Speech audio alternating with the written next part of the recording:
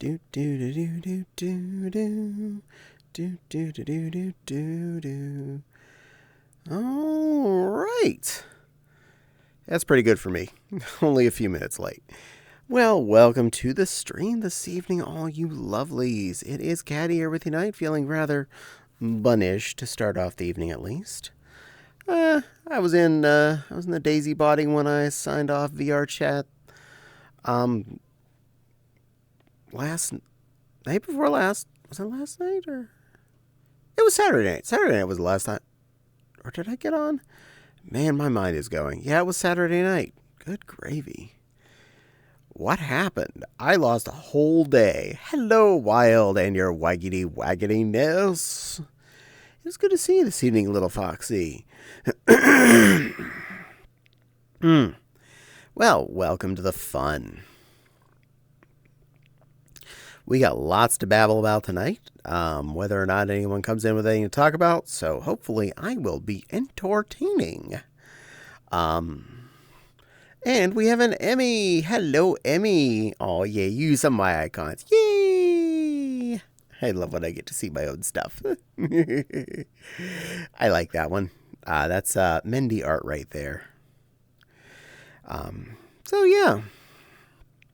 It's Monday. We had a weekend. Hopefully you all had a good relaxing one and got some stuff done. And Emmy gained another tick on her life box this weekend. She just had a birthday on Saturday. So happy birthday, MMs. And hello, Iced Toast. I am just fabulous tonight. How are all of you? Are we all having a good day? Are we all having a fine enough Monday? I'm good enough with an answer, fine enough. I don't expect everyone to say, man, this was the bestest day ever, because it's still Monday. I don't always expect Monday to be, the world's greatest thing. But however it was, I hope it was good enough for you.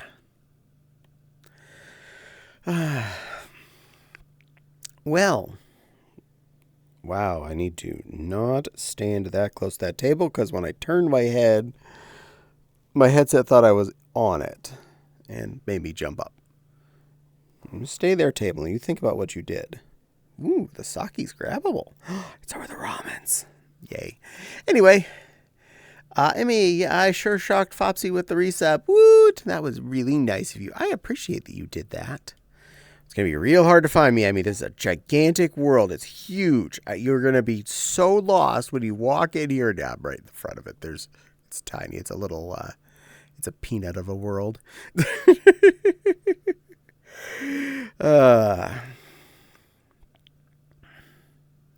So, I'm going to start with something I did productive this weekend, repairs-wise. Since we moved into this house, the stove has not worked quite right. We've had problems with it, having burners doing what they're supposed to do.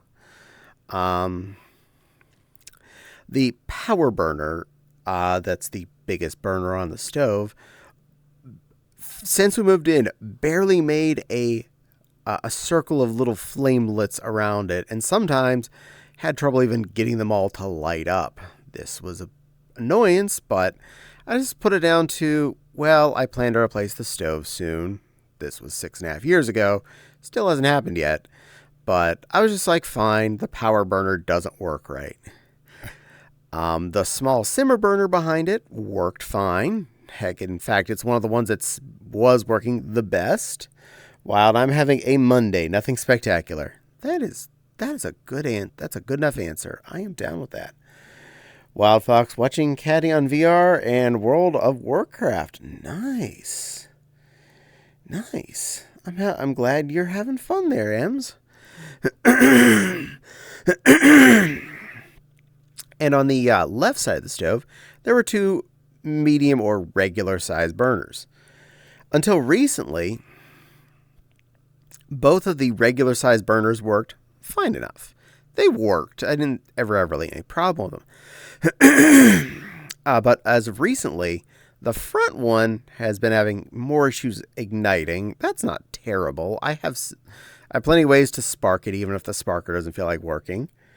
I'm also gaming, playing Call to the Lambies. Nice. I'm glad, Wild, you are still having fun with that. So, the front burner on the left now is also starting to be really, really shallow flame, which meant we had one regular burner and one tiny burner that could both make the Inferno of the Gods, and the other two that basically made a trickle of heat. This has become a now problem that my stove, yay, I like that one. My stove now only has 2 working burners, one of which is the tiny one. So I did what any good DIYer like myself would do. I Googled the problem. And the answer it gave me was the oxygen intake hole might be clogged and you'll need to use a pin to clear it out. I needed to look for a tiny little hole somewhere on the stovetop where this air intake apparently is, and it has theoretically potentially become gunked up, possibly with overflow from the stove. So, of course, I take off the little hats on top of the gas holes, and I take off the little, splatter plates, figuring, well, if it's somewhere it's going to get gunked up, it's got to be on the actual surface. So I started off by, on the one burner that had been working, scrubbing the heckers out of it, clearing off as much of the build-up schmutz as I could. This is actually good overall because it means I cleaned the stove a little. But I couldn't find this pinhole that was on the surface where it could get gunked up. And then I looked down the actual gas hole in the stove, and I saw there's a tiny little hole in the middle of the hole. I was like, oh, it's down there. That's down in a hole, another hole that I have to hit with a pin. I'm going to need some technology for this. So I went and got a pin, bent it slightly at the back so I could more easily deal with it. And then I got a pair of my skinniest needle nose pliers, pinched the pin for all my worth, and put it down the little hole and swizzled it about. And I was like, okay, let's see if this does anything. Lo and behold, did that to the first burner, and it went back from being a little bit of fluff to a big fawoosh of fire. I was like, oh, wait, the internet gave me the answer I needed? Thank you, the internet. You're the best. And I was like, all right. So I got the regular burner working again. Awesome. I don't know. Let me just pop open that power burner that we never get to use. Hello, Emmy. Happy birthday, little one. Let me pop open that power burner and see if I can find that same hole. And I look down. Not only do I find the hole, I can see that the hole is plugged. It literally has caca in the top of the hole. Take said same needle nose pliers and pin, swizzle it in that hole. After 6.5 years, that power burner no longer looks like a votive candle that was having a bad day and now look like a towering inferno coming out of that burner. We have a power burner, finally. Just to be on the safe side, I did swizzle the other two's air intakes to make sure, and I cleaned under the other 2 burners as well. So the stove is, she ain't super clean, but she's clean enough. And the only thing that isn't working quite right is the front left burner's igniter does not go off all of the time. It seems to work fine if the burner has been on for a while. And then you turn it off and it'll turn back on, the sparker will spark. But for some reason, whenever it is just sitting cold, it doesn't spark quite right all the time. Which is fine. I will happily stick lighter spark that thing if need be. I don't need to replace my stove. Now I have 4 working burners again. I am happy. That's $1,000 that will stay in my checking account. And hello, Kai 13 Fiero. I'm going to go with Kai. welcome to this evening. It's good to have you here. And now that I'm done babbling that long stretch, hello, little Emmy. Need a hug. Notice you get a hug because you're up where I can reach you. You got away. I gave you a hug and you jumped down.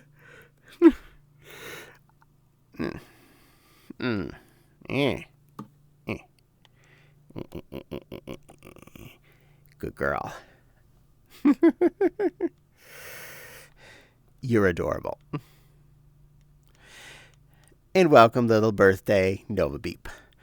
Kai says, I sent you a pic of my fursuit on Telegram. Oh, really?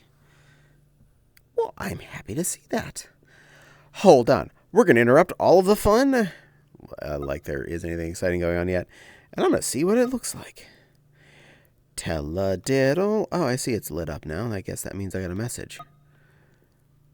Oh, yeah, there's a photo. There. Yay. Okay, load. Click. Thank you, Telegram. Oh, you're a pretty puppy. The Illusion Husky. Oh, I like your hair. It's very hairish. You have a cute snoot. Cute pointy ears. Lovely colors. And very good bappers. Nice set of bappers there. I like it. Clink. Click. Unclick. Uncrop. Huh? There we go. I made it. I made it stop. Now, while I'm over here, click on that. Him. Click on that. Click on that. Did I get them all? It was. Did I mess something up yet? I got. Yes, I did. What did I miss? All right, I have that one. I missed this one. I double-clicked. That's my bad. Dink, dink, and resume creating. There we go. Making things work for me while I'm doing stuff. Ta-da! All right, there we go. And yay, you are definitely welcome. I appreciate seeing people's awesome fursuits. The Shining Fox. Be saying, Caddie to me. Aww.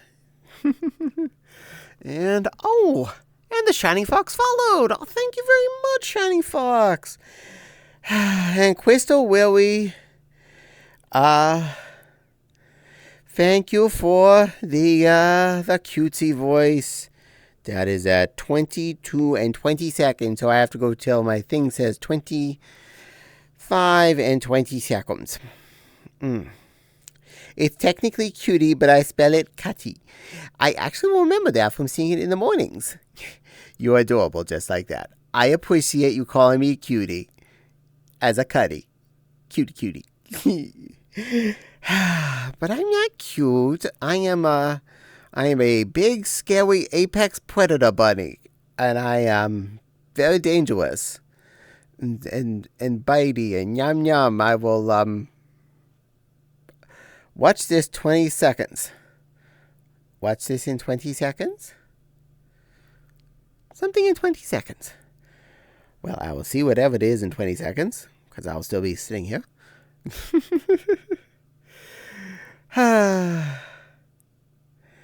Meow.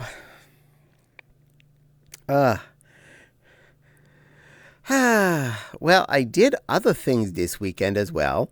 Something that took a lot longer and a lot more effort. I was working on my new fursuit. As of Saturday morning, I duct taped my dummy head with the face blank on the front of it. And then I cut out that duct tape, used it as the patterns, And I cut out all the fur for putting on the head, not including the hair, which I'd already done.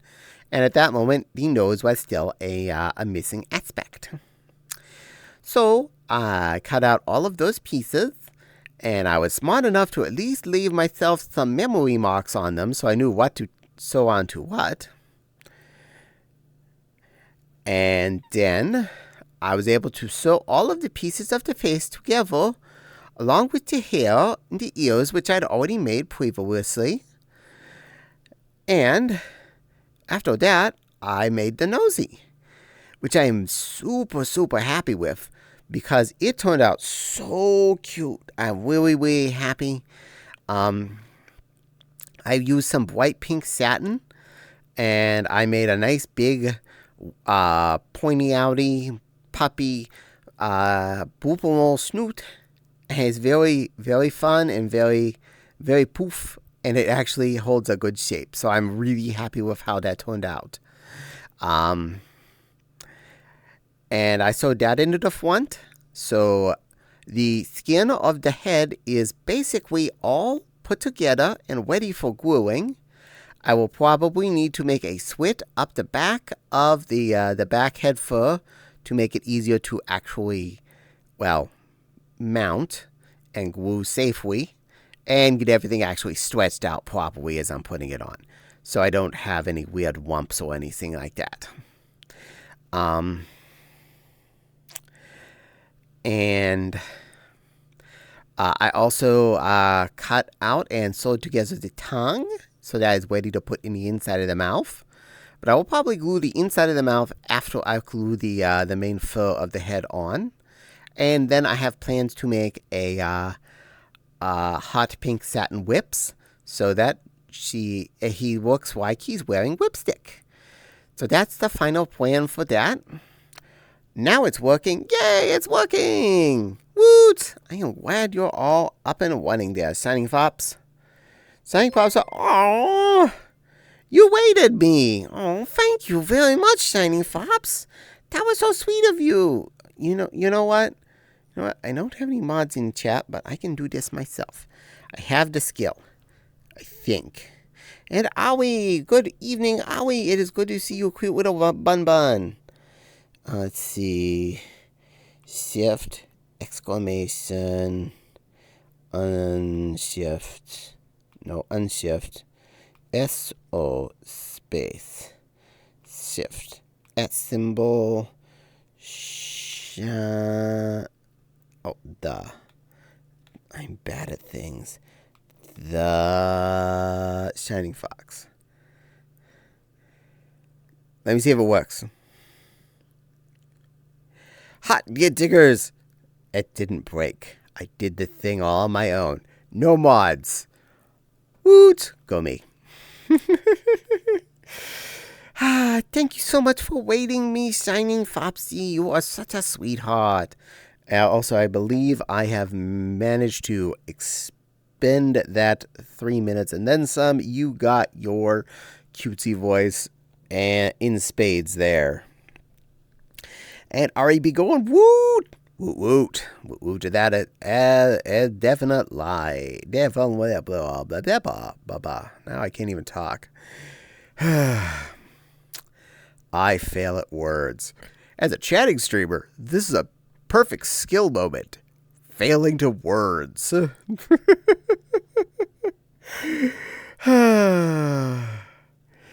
Yeah. I'm going to go sit in my corner and think about what I did.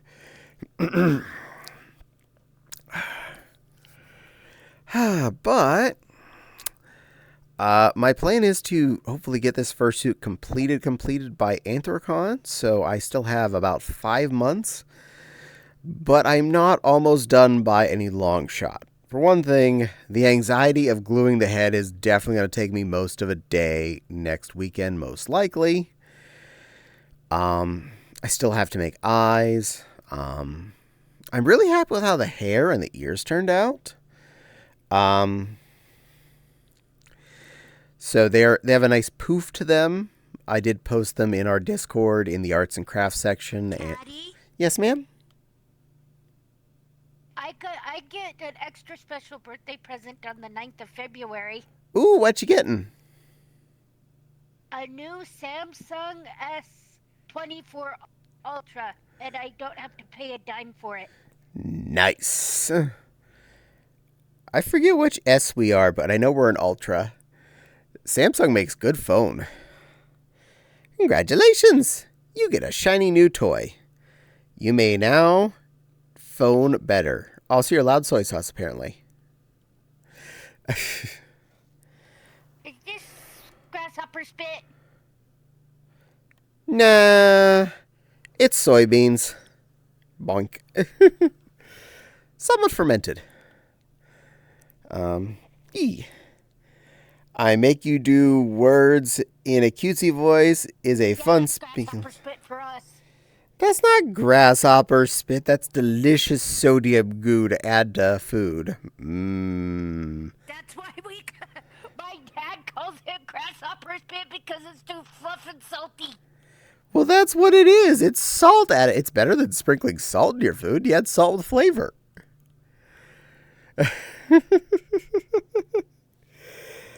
It's very useful. Meow.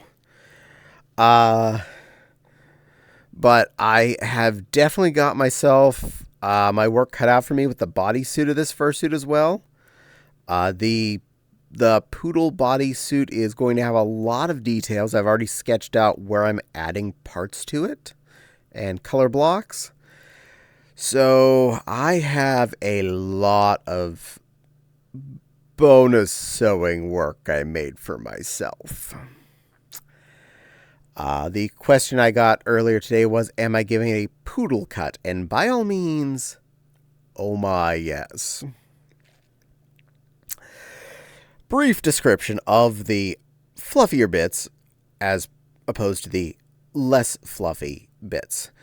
There will be a shoulder chest floof area going down and making a bit of a chest inward, a chest poof in the front, along with down onto the shoulders a little bit, followed by on the upper arms, there will be a splotch on the outside trims of my bicep areas.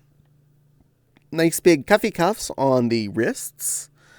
Down around the waist, the kind of underwear kind of look, the long pile floof underwear effectively on my bottom portions there, followed by again another couple of big poofs on my two hips, similar to the bicep outside ovals, and then big cuffs around the ankles as well. All of which are going to be a bit platformed. I'm going to not just have long pile fur that's sewn into those spots. I'm actually going to have them long pile fur with a bit of a standoff effectively. Two cut-ins on each section so that it actually stands up a little bit.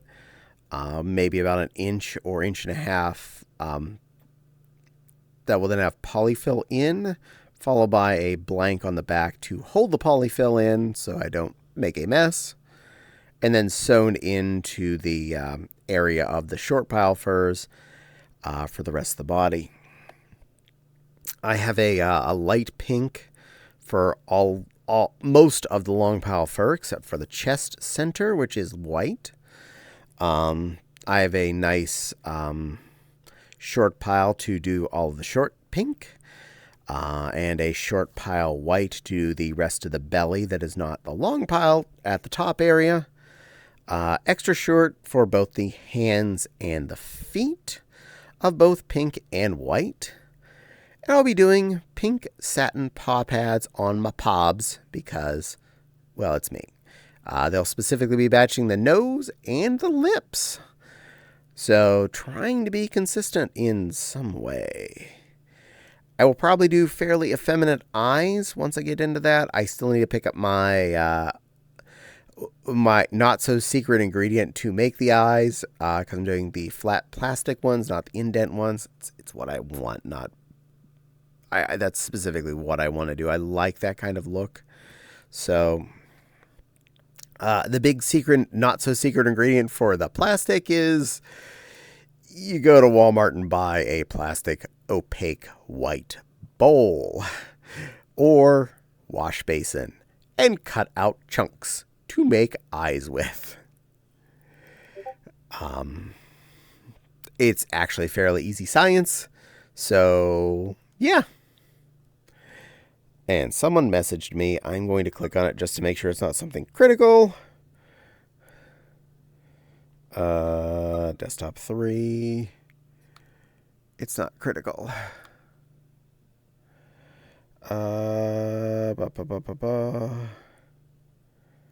Ooh, nice. Okay, well, that'll be dealt with. Not a problem. No chaos. Welcome to Caddie Stream. Well, thank you for welcoming Shining Fox or MMs. And I saw you running around. You're back sitting on the table playing with the... are those acacia dolls or are they just little dolls? I know they're little dolls. They're your new friends. There's 3 dashes in a bucket, and then there's a bucket with a little upside down H on it. Upside down H is sad, but 3 lines and a bucket seems to be okay with life. Or is that a mustache? I don't know. I'm not good at these things. And there are lots of cute little statuary over there as well.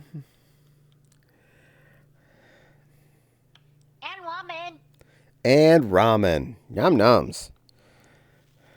We need ramen in our lives. Nice cup of ramens. With chopsticks. Hey, Caddie, I gotta go for a little bit. Okay, little floof. You be good. You know the door's always open when and if you want to come back. Me good, never. Yes, you're good. You're a good girl. Well-behaved little girl. And the soy sauce ran away. It noped all the way to the other side of the room. It has physics.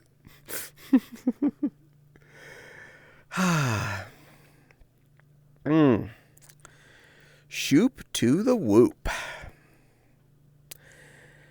And yeah, it's been an okay day. It was pretty not too bad day at work. We made a big pot of... Oh, Cap'n! I'm here to embarrass Caddie. Well, welcome. Cap'n, you are more than welcome to do it as much as you so choose. I'm here for everyone. We made a triple batch of Hamburger Helper. I know. We're living the dream. But I actually really enjoy it as a leftover. Probably more than I like it as day one. So that means I have a really tasty dinner tomorrow and probably at least a good lunch on Wednesday, if not also Thursday. So I got something to look forward to there. And I used 2¼ pound chunk of ground beef and 1 pack of crumbles of boca. So, about 2/3 beef, 1/3 veggie protein chunks, 3 total little cans of mushrooms, a bunch of frozen peppers and onions. So this is a fairly substantialized tomato basil penne hamburger helper. It's actually I think my favorite flavor of burger helper, and it often isn't in stock, so I tend to buy several boxes and have it in the shelves. I finished the leftovers of my chicken pasta dish I made. That looked pretty darn good there, Wild. And hi, Denny. What can I do makeup check with? Because I don't have any makeup here. Can I pick up anything? Well, I'll just do it. Hold on, let me, any of those? Anything that I actually think would be appropriate to pick up. Hold on. Is that open? I don't know. Hold on. Come back. No. Nothing I find useful will be able to pick that. So we'll just do this the hard way. Just, Oh, is that there? There we go. And make sure I'm looking good. And, make sure you all look good. Let me do up your blush there. A little powder. A little bit on your lips there too. Gotta make sure you all look good. All right, we're all cleaned up. There you go. Checked our makeup. That's a lot more fun in real life, not in VR mode, but I'll do my best. And hi, Denny. Welcome to the fun. Good evening to you, little lady. Seriously, Wild. My Telegram was up on my computer, so I already had that particular chat room was active. And when I saw it from across the room, it looked like cookie dough with little green bits. And I was like, before I even got to my desk, I was like, who made cookies with green bits? Then I got up close, like, oh, noodles. Oh, that actually looks pretty good.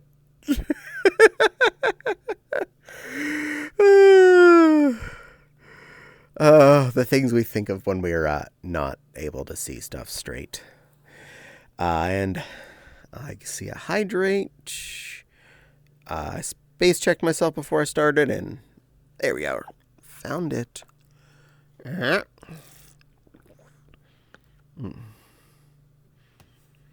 Mm. Thank you for the hydrate there, Commander. I appreciate. Denny says, I got the Monopoly for the Genesis for $8 and got my Melody beanie and my Hello Kitty leg warmers. Nice. Monopoly. The game designed to ruin any family or friendship. This is why I have about 10 copies, I think, of various makes and models, including several that are actual Monopoly branded ones and a few that are not actually Monopoly branded ones. You'll know that by any that don't have the go jail free parking and go to jail. Any of the ones that don't have those, not branded by Monopoly. Including my favorite off-brand Monopoly, Bibleopoly, or as I like to call it, Sacrilegeopoly, since the whole purpose is you're trying to become a monopoly, and that's kind of against the teachings of the Jeebus. So there's that.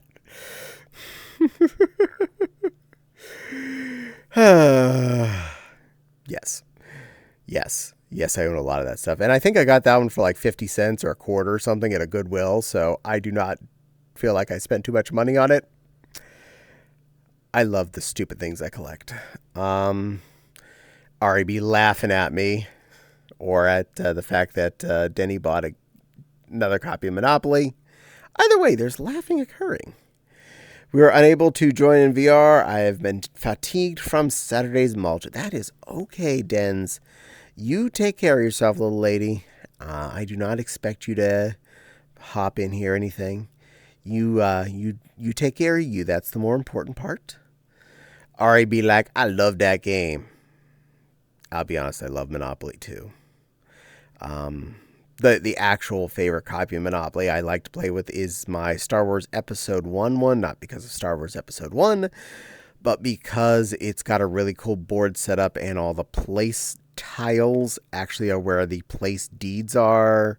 The way you snap the buildings into place on the board as well whenever you buy a house and hotels, I actually find really neat.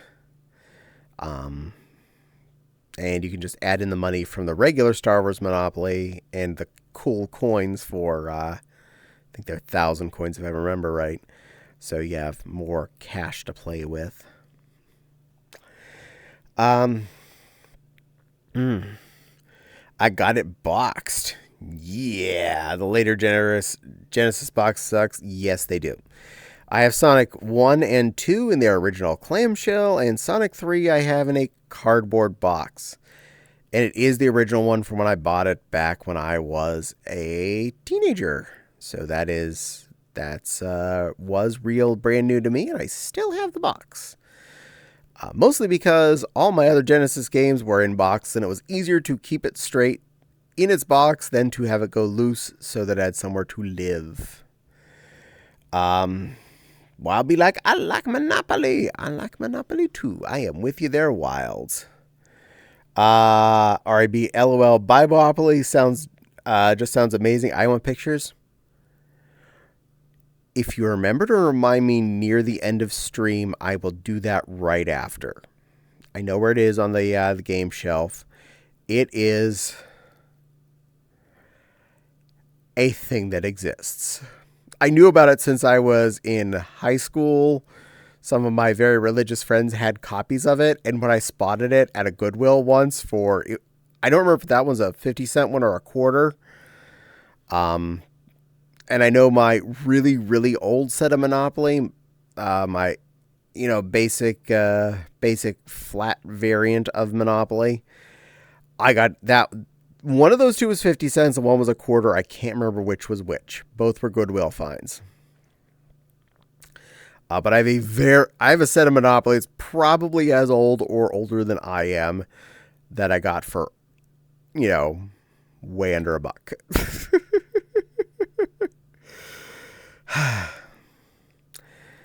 For a while there, I was collecting weird Monopolies I found randomly at like Goodwills or whatever, but they have made so many. I can't afford to buy a bunch of them new unless they are an extremely unique situation. Like I bought the Star Wars Episode 1 one. I bought the original Star Wars trilogy one back when it first came out because both of those were really, really neat sets, and I wanted them for what they were. So those are definitely some prize Monopoly possessions. So if you ever see me playing Monopoly at home, it's probably one of those two boards. Not the basic plain green board, or I think I have Pittsburghopoly, I think was one of the ones I found a copy of. I think I've somehow, for some reason, found I think it was like Silicon Valley one. I don't remember all of the ones I have, but I have a small stack of Monopolies in the gaming cabinet. And if you actually played Monopoly by the regular rules, a game would be so much nicer, easier, and faster. But no one does. Everyone plays with at least some level of house rules. And when you play with someone that had different house rules slightly than yours, it's always a contest whenever it comes to one of said rules popping up. Free parking is supposed to do nothing. Just putting that out there. If you land on a property and you don't buy it, it is supposed to go for auction. And everyone's supposed to bid on it until that property gets bought. Even if someone only wants to pay $1 for it, if the other person didn't want it, someone can buy that property for a single dollarino. This means the properties all get bought up much faster, and the board gets cleared off quicker. And then people will immediately have the ability to go broke faster because now everything will charge you if you step on it.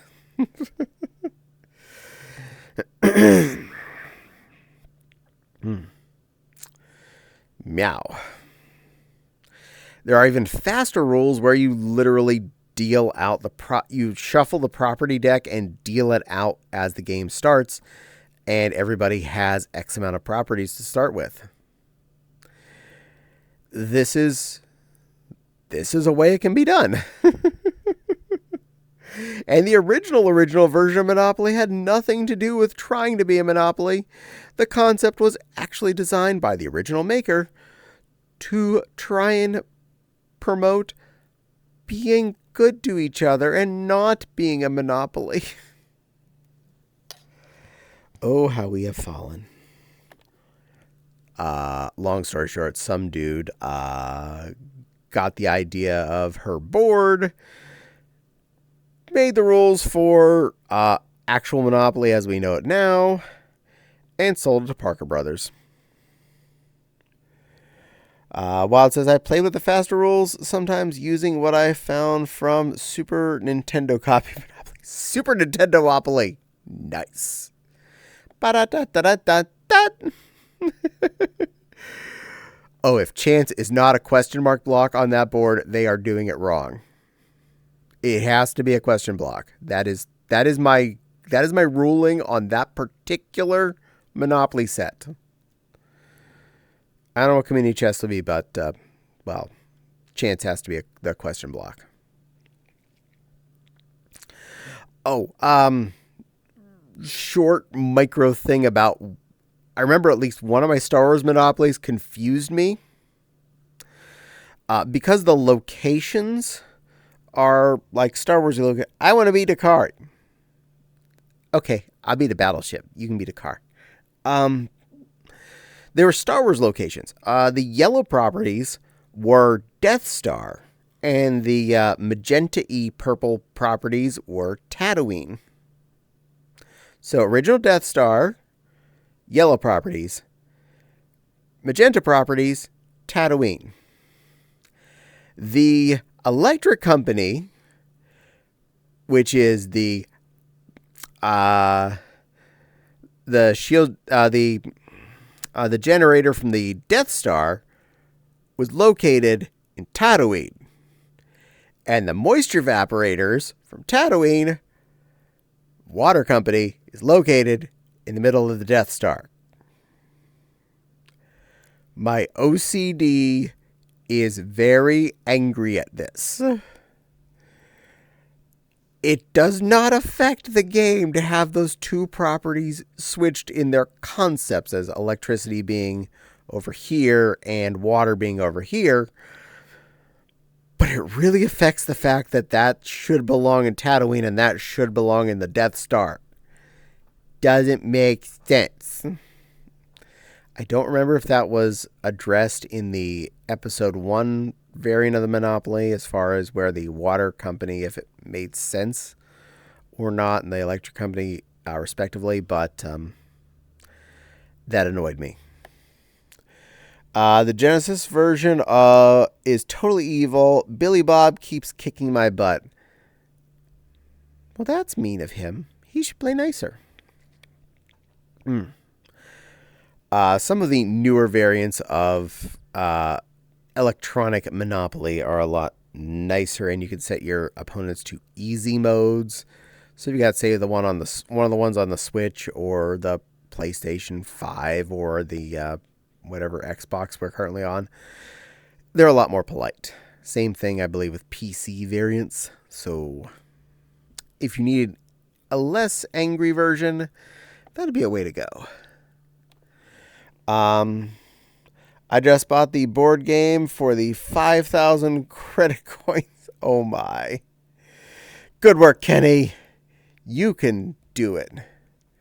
Kenny, you're allowed to be the car, and I'm glad you have a copy of it.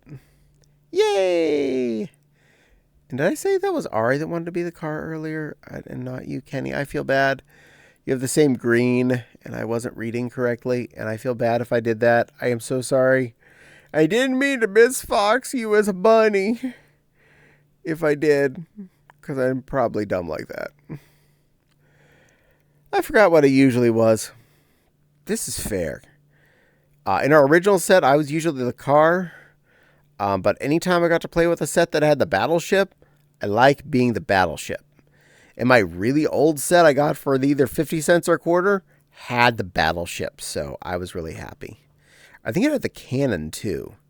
Both of which were on the picture on the box at my parents' house on their set, but they weren't in the game. There weren't any of the tokens we got with it. Fun, pointless fact for you. Monopoly is honestly a miserable game. This is fair. To be fair, though, back when it was the game we were playing, it was one of the few games that wasn't just go around the board and get to the end. It had something to do, which is why I got such a hook onto it. Now you get a lot more modern board games with a lot more to them. But that was one of the first games that really had more of a plot. than just get from point A to point B. Hat. Now, probs, since rabbit and hat. Yes. Yes, you can ride around in a little hat. That's your car. You just go broom, broom, and you're a little brooming hat. And Emmy apparently just logged out.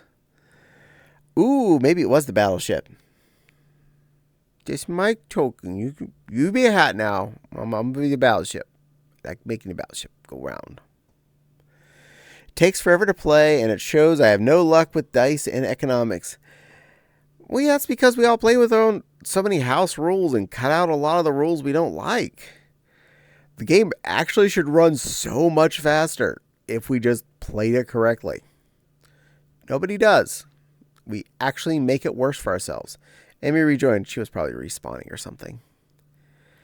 She's back. Genesis / SNES version has the rabbit in the hat. Oh, that is so cool. I do not own any cartridgey copies like from that era of Monotony that I don't think so. In fact, I don't own too many that sort of boardy type games at all unless I got them in a lot. Because I tended to only buy the games that I really wanted, and those games I played in real life. I didn't really want to play them on my game system, so I tended to play them in that version. The NES version has a clear voice. Huh, nice.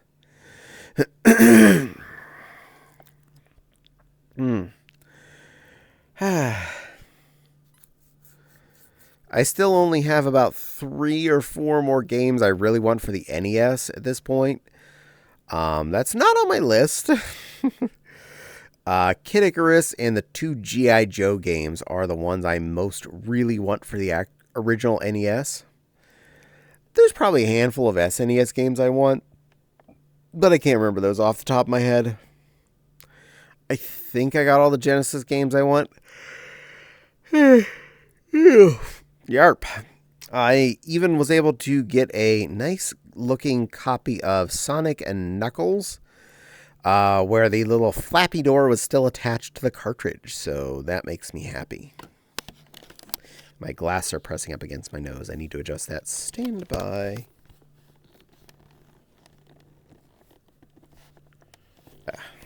There we go.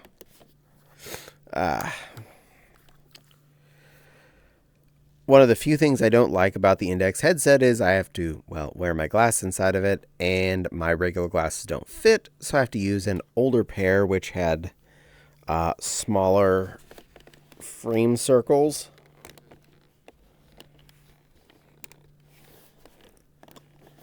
Also, one of the nose feet on it broke ages ago, so I have effectively a lump of hot glue that I use to fix that. I don't miss these being my regular glasses. They're also kind of scratched up at this point, so they're like 2 pairs of glasses ago, which means the eye exam is, I've had these for 6 years, and then both of these were 7 years each, so that means this eye exam is around 20 years old. Ironically, it's still near perfect to my eyes, and it may not even be really that far off. It may just be that just the general shape of my current glasses is slightly different, and therefore it makes a slightly different reaction to how I would see out of them. I would imagine the Atari 2600 version of Monopoly would have bright flashes and booms when you land on Boardwalk. I would hope so. I would hope. 2 words to fix your eyeglass problem. LASIK. I don't think my insurance covers that. And I like wearing my glasses under normal circumstances. I'm actually a big fan of how my glasses look on me. When I see me without my glasses on, I think I look weird.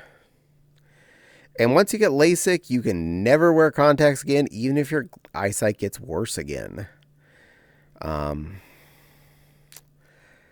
So I'm always concerned about something like that because LASIK is a permanent choice, not a temporary choice like trying a different style of glasses frames.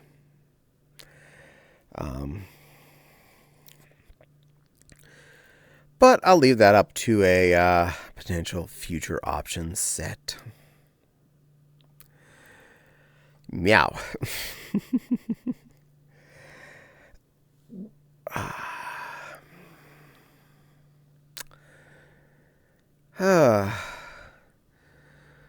So, I am happy though that fixing the stove means so says the kitty. Oops. It's all right. I figure you're trying to say something more than just that. Um,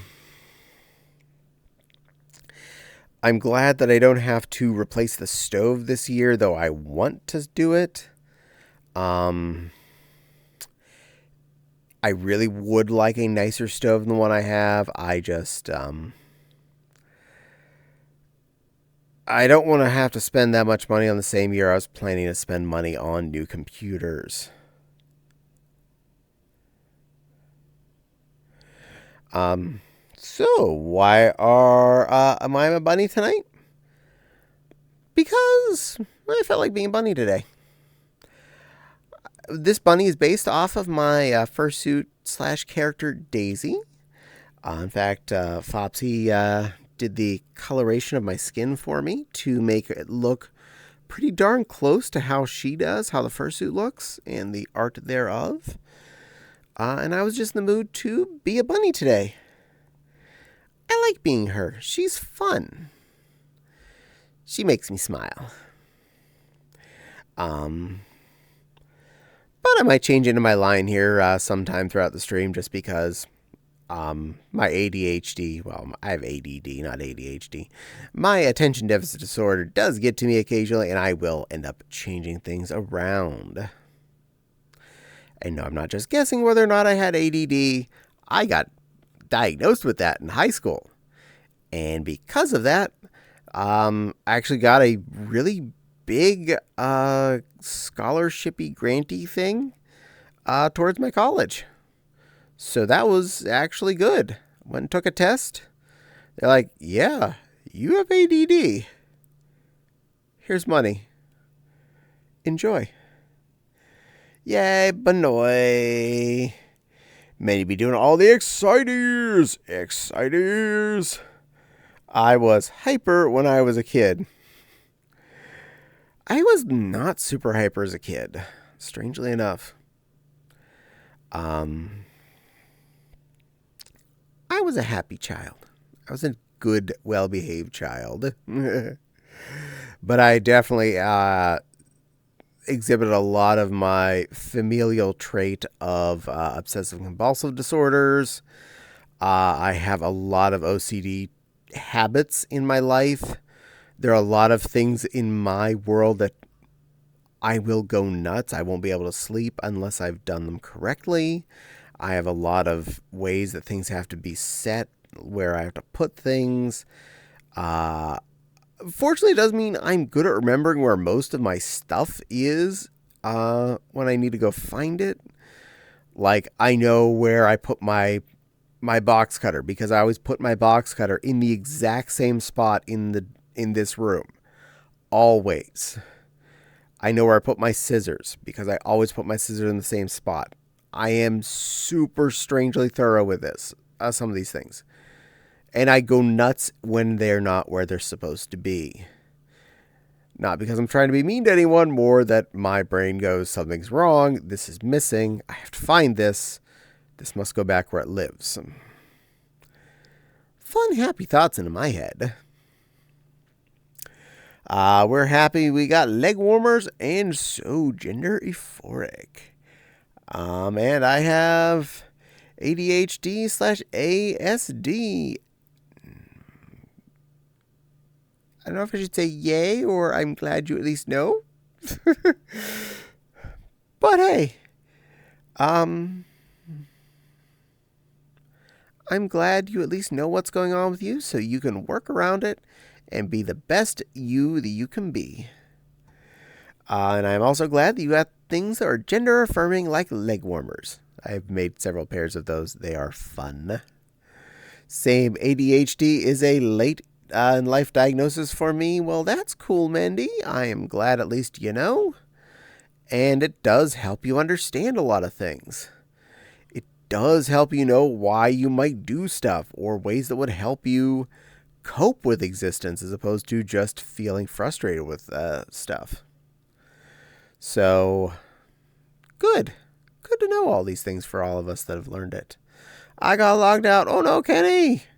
I am mad at this. I'm glad you're back in. As in, I was the good kid. I got bumped too, but not logged out. Oh shoot. I got must reload stream. Twitch, be good to my followers. Be good to them. Stupid stream. I was doing good on people too. I'm really getting close to the have had 10 consistent average watchers for 30 days. And I was at 10. And I dropped back down to... Oh, there we're back up to 10. Yay! Everybody's back. If I stay at least close to 10, it'll be easier to round it back up when I get near the end of the game. Well, it's the same. I think it's the mobile app. Well, for me, I also had to copy my stream up, and I had the stream has dropped. I had to refresh the stream itself. So, I think Twitch is beating Twitch. Twitch is having a day, which is normal for Twitch. Thanks, guys. Thanks, Twitch. Daddy Bezos, fix your app. Fix it, Daddy. Kenny goes, Earth. Mendy be like, yeah, I'm on the mobile appy too. Mobile Tiger. I just hate that the meds I have had artificial shortages, so I haven't had them in a long time. Aw, that is butts. Well, at least you did find medication that does help you deal with it.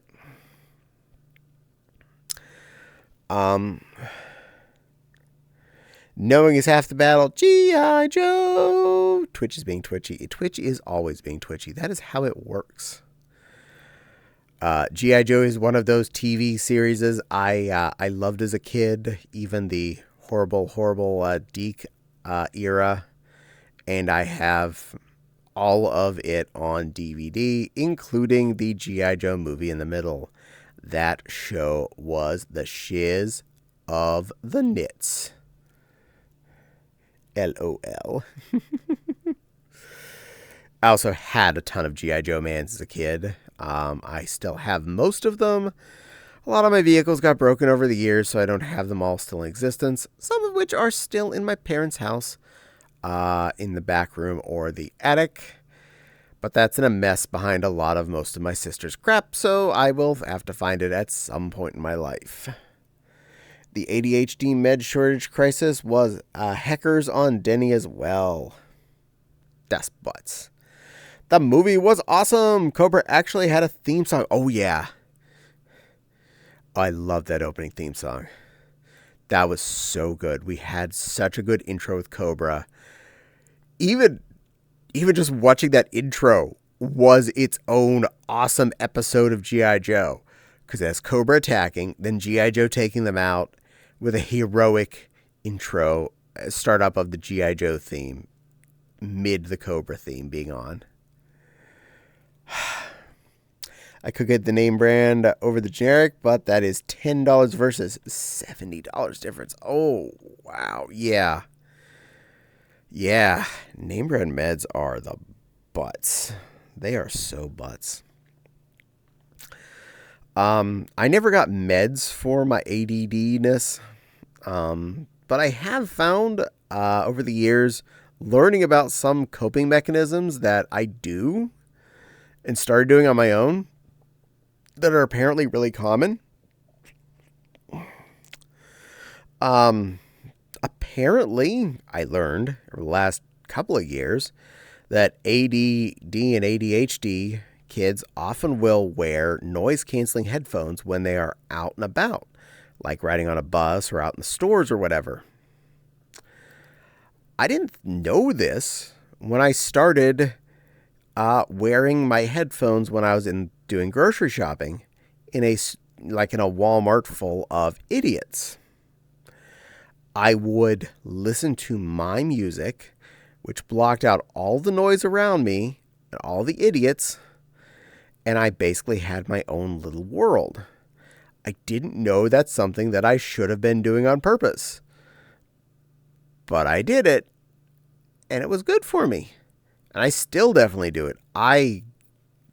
Nowadays, if I get to the store and either my MP3 player is discharged or if my headphones aren't charged now, because I have a pair of Bluetooth earbuds now, which are really nice. I love those. Thank you for the person that got them for me for Crimbus. They're amazing. And they're pink.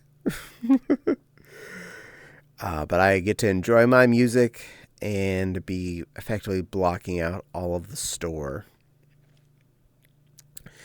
My condition was handled with black coffee, sugar-free diet, and lots of spankings. Well, Kenny, did you deserve the spankings? Because I know you. Yeah, you're a good little kid. I'm sure you didn't deserve spankings. I'm definitely a fan of coffee. I've been doing my best to keep as much sugar out of my diet in the direct sense as I can. I've been on diet sodies for a while now. This definitely out my waistline. A lot. But I don't have no sugar. I still have some in my day because I like things. And I'm not going to deny myself all the stuff that I like. I get too nervous if I can't hear my surroundings. This is fair. Some people that works for. Some people it's the exact opposite. I have really good spatial hearing, almost too good, because I'm able to hear too many conversations at once around me for too far of a distance. And my brain will keep trying to pay attention to all of them, even if I'm trying not to. And I will end up just getting all frustrated, and I will go nuts because of all of the around me noise. Because my brain is trying to catch up with it. This is also bad at a convention or a gathering where there's a room with, it's big enough room for the people have spaces to be in the same room and having different conversations in different parts of the room. My brain is hearing all the conversations at once and trying to keep up with them, even if I'm doing my best to focus on just one, which does definitely affect me a lot. And it makes it a little harder to socialize, but I do my best to try and focus. Caffeine is supposed to help in some cases. This is good, because I like caffeine. Which is probably why I used to be a 4-cup kind of person way back. When I cut down, I was on average 6 double shots of espresso a day. That's not an exaggeration. That's how many I drank. The espresso maker was far too close to my desk and far too easy to make. Huggles gently and pet softly. Arr. You get all the huggles there.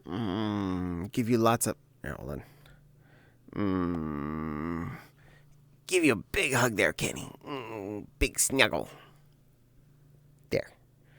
Gave you a hug. My brain does that too. It makes coffee shops weird, but there I can listen to music. This is fair.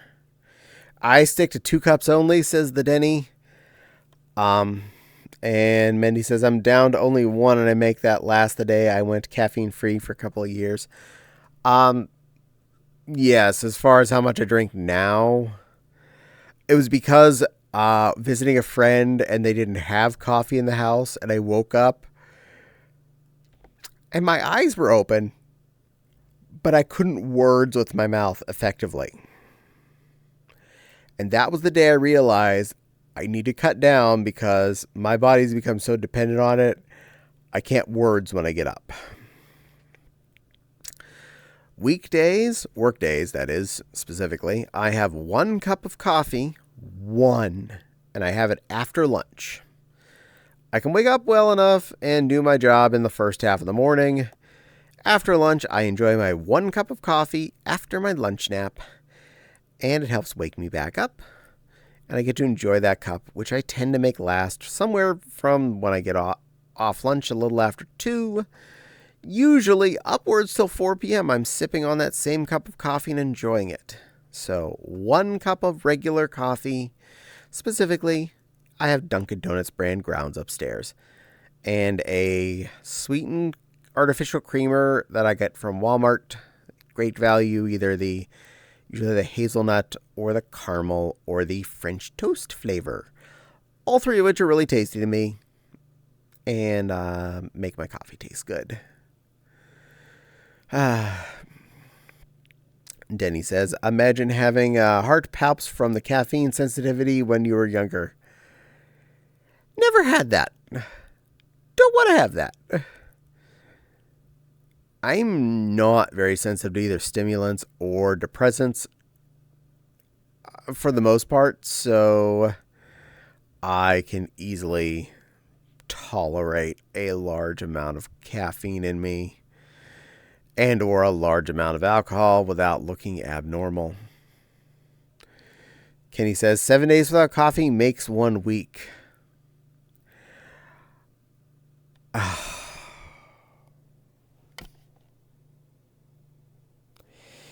Kenny, you're a kid. You're not supposed to be dad. Dad. It was funny, though. You get some points. Oh, there's a commercial break. I'm sorry. I will let you know your dad joke was funny when you get back. 8:12. You'll be back in about a minute at this rate. My hydrate. Good time for hydrate. And then I'll keep reading chat. And I'll react to Kenny's message as soon as I see he's back. Yummy water. Nom nom nom nom nom. Oh, that's good water. Thank you, Mandy. I appreciate that. It's watching a little timer. It's going to be about 30 more seconds. Oh, and you're back. Yay! Okay, welcome back. Well, I don't know if you heard or not, but I did listen to your dad, read your dad joke there. Your 7 cups of coffee without coffee makes a week. Kenny, you're supposed to be a small kid. How are you doing dad jokes? You're not dad. You're the Baba. Baba Fops. Just like Autumn, you're a Baba Fopsy. We still love you. Mendy says, my heart was angry over stress and caffeine. Once I get rid of the stress, I can enjoy my coffee again. This is good. This is very good. I like the fact that you're able to enjoy coffee for enjoying coffee. I don't drink coffee because I need it to make my eyeballs work. In fact, I didn't start drinking coffee as much because I needed to be able to brain. I drank coffee because, surprisingly, I like coffee. I see Emmy's back moving. Yay! On the weekends, I will have anywhere from 2 to 3 double shots of espresso per day. It's the weekend. I let myself have fun, and I'm making good coffee, so I enjoy myself. It is delicious and is worth my time. Specifically using espresso roast, 8 o'clock beans in my grind. Not because I need it for the espresso, but because I specifically like the taste of that roast of bean. I'm actually very particular. I like what I like. Kenny says, my grown-up form is a gray muzzle. You have a grown-up form, Kenny? No. Kenny, you small. You just always going to be small. As long as I've known you, you was a small little balloon-loving fopsy. And you're always going to be a small balloon-loving fopsy. No matter how old the calendar seems to think you are, you're always a sweet, small kit in my eyes. And I like you just the way you are. Denny says, my friend got me Asprite today. No more dev version for me. Let's say compiling Asprite on Windows was a nightmare. Steam is convenient. Yay! Well, I'm glad that's good. Mindy says, I bought some orange chocolate and chocolate mint coffee in Pittsburgh, and it's been delightful. Oh, that sounds good. Fortunately, I can use regular ground coffee in the coffee maker upstairs in the workroom, so I can enjoy things besides my dun coffee grounds that I have up there right now. So if I get access to anything else, I can use it. Amy be giving some hugs to Cap'n. Mindy says, but I also found chocolate strawberry almond milk creamer. Ooh. That's okay. Yes, little miss? Me not feel good. Me gotta toodle off. Okay, Bye. Good night, little Amers. I hope you feel better. Take care of yourself and, I just meow. did again because I was on so much antibiotics last year. It's a stomach issue. Well, I hope you feel better. Bye, stream. Everybody say goodbye to little Ems. She's off to make sure she feels good. That chocolate strawberry almond milk creamer sounds really good. Somewhat jelly. Commander says, I'm going to make a new group called White Muzzles for those of us who are in the ancient category. You're not ancient, Commander. You're still a nice, young enough, handsome man. A very, very well-oriented Kitsune. You only got like one tail so far, right? You're still young. You're still pretty young. Kenny says, my favorite coffee creamers are Irish cream, sweet cream, and just found cinnamon.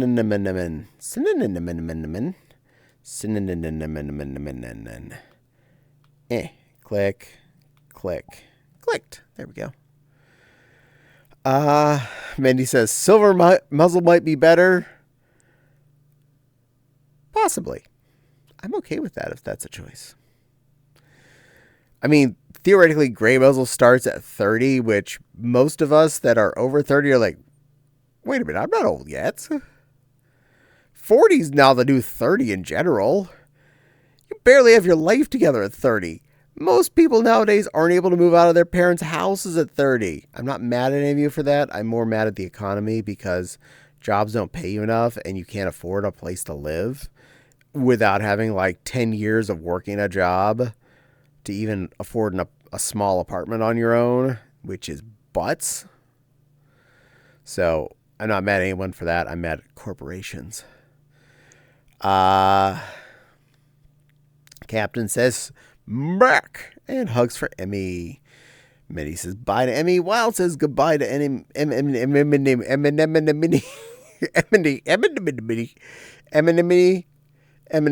Everyone loves you. Mindy says, I found it at Target. I love pumpkin munchkin, sweet Italian, and extra Dunkin'. I'm close to gray muzzle. I'm close to a little bun. Hello. Hello. How are you? I am good. How are you, little Ari? I'm doing well. Boop. Have you been a good bun today? No, Oh, well, that's fine. This is not a requirement. bad bun. How have you been Nah, you're bad? good. You don't know how to be bad. You haven't Yes, I learned. do. I ate snacks all day today. Ha ha ha. Hee hee. Well, that means you figured out how to get food in your face hole. You get a good star on your chore chart. Yay! See, not old enough, no bad yet. Good bunny. Bah, you're good, bunny. Meow. Thank you, little one. Meow. I'm close to gray muzzle. Danny, I don't think any of us are close to gray muzzle. I think we're all too young for it. I deny this. Also think it was the commander who asked me if I was going to show up at the gray muzzle dinner back when I was like 24 or 25. So apparently I've looked old since I was in my 20s. Either that or I look like I was acting mature, so I'll take that I look like I was acting mature.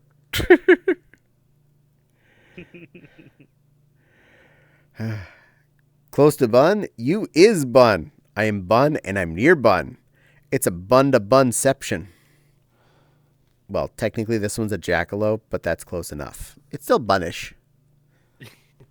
Like 80% bun. See? 80% bun, 20% elope. Yeah. Kenny confirms nummy snacks. Therefore, snacks is good. Therefore, star in your chore chart. Also, not been naughty. Good boy. Denny says near 30. One away even. Oh no. The world's going to end, Denny. Denny, the world ends. You're about to be 30. You're excluded from furry at that point. I remember hearing that once recently. Because 20-year-olds think I that heard that too. 30-year-olds are not allowed to be furry. You're supposed to leave the fandom. This will mean, like, I believe every single convention would have to close because all of them are run by people, big shock here, over the age of 30.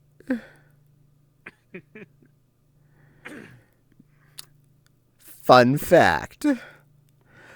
Also, bonus fact, it would be hard. You probably cannot find a convention or larger event at all that does not have at least one baby fur working in it. And the majority of the time, there is a baby fur in the board of directors slash heads of said events. So you're welcome. Baby furs run the world too.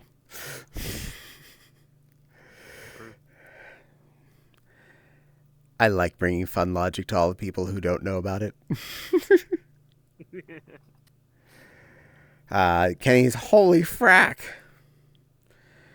But no, the world doesn't end at 30. I'm into the next digit set anyway, and I'm not dead, so you'll be fine. Nice buns I got there. Getting at 30. I know. Yeah, you have nothing still in your 20s at this point. You can't afford an apartment usually. You're at best, if you're at a career type position, barely up to making a modest income. 30's nothing. You used to at 20, 22 or whatever, getting out of college, marry your high school sweetheart, and start mecking babies and having a house right away. Nowadays, you can't do that. 30, you're just being able to actually get out and do things. Enjoy yourself. Mendy be saying, nice buns I got there. I know. Isn't this a nice bun? It's a very nice bun. Wow. See? He's a good boy. Bun with antlers.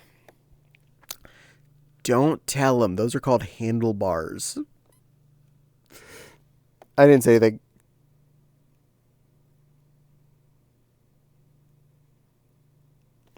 I got death stare from a small bunny.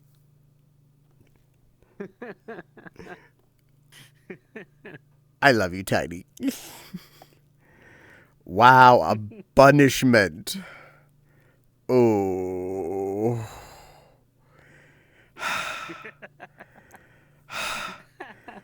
Danny, you're probably the youngest one in here. You're not allowed to be the one making dad jokes. I think that's the rule. I'm near 30, life day. Renew.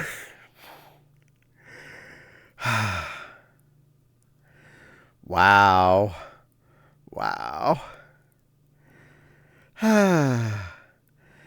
Last year, the TFF Conreg was all baby for. Really? You're kidding. Bonus, they probably didn't have to get up for as many potty breaks.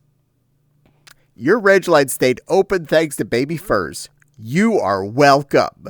You're welcome, TFF. I thought the handlebars were the big ears. Those two. I mean, nothing. Didn't say anything.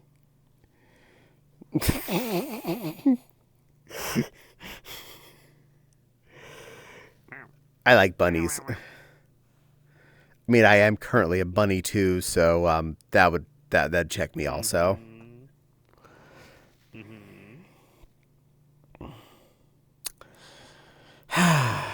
Good little bunny. Anywho,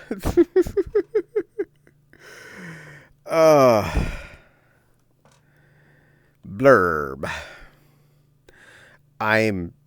The more I work on the poodle fursuit, the more anxious I am to be able to wear him. He is definitely going to be a very, very girly boy. I am not going to be insulted if anyone calls him a she. In fact, his name is Frou Frou, which from French basically translates to, well, girly. So there's that. Also means I have another fursuit named in another language, so there's also that. I have issues. You haven't seen the movie Logan's Run? I believe I have seen it, but it's been a long time. I apologize. I'm not perfect on some of this stuff. To conceptualize how many movies I have seen that we own, we have a couple walls of Blu-rays and DVDs. Denny be given wiggly looking, I think that's Loopy's icons. New poll is up. Why is there a poll? Why is there a poll? Why do I give you people power? Is Caddie a teacup bun? No. No. Vote. There we go. Okay, I got my vote in. Y'all need to vote no on this poll. Vote no on Proposition Teacup. Vote no on Proposition Teacup. That is the correct answer. Looks like you still have time to get in there and vote no if you haven't voted yet. Espresso cup bun. Espresso cup bun. We actually have 2 different sets of espresso cups because I'm that weird. So we have a total of 9 espresso cups, 4 in each set, and 1 backup from our original set, which is down a total of 3 cups we've broken over the years. I'm a mess. I break things. I'm bad at stuff.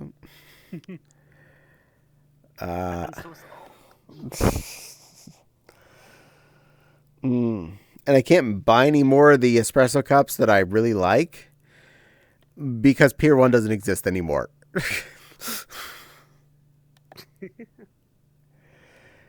Laughs like a mudder. Boy. Good bunny. Logan's Run was a movie made in 1976 about an underground society which is near perfect. The only hitch was at 30, the people had to either renew their body or be put to sleep by the Sandmen. Oh. Well, we're mostly dead now. Shoot, how did anyone actually survive in that? Well, I mean, back in 76, you could work at McDonald's as a full-time employee, have a stay-home wife with 2.5 kids, and be owning a house. Nowadays, if you have a job at McDonald's and you've been working there for 5 years worth of raises, you might be able to afford an apartment with 3 other people, and you're sharing a 2-bedroom apartment. This is true. Well, I didn't see the end of that poll, so I'm just going to assume the answer was no. So we'll just go with that. Everyone okay with that? Let me just. I don't know. I don't know. It disappeared, so I We don't. need another poll just to be safe. It was yes. I don't know if I trust that, Daddy. You're biased. I bet you voted yes. I believe I'm incorrect. I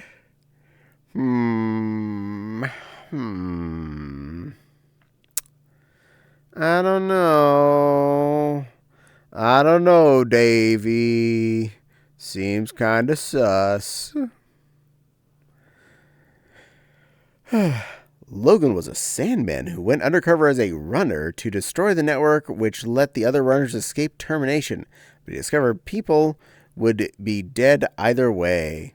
Bum, bum, bum. It's a twist. The facts are the facts. Just the facts, ma'am. Ba-dum, ba-dum, ba-dum, ba-dum, ba-dum, bum.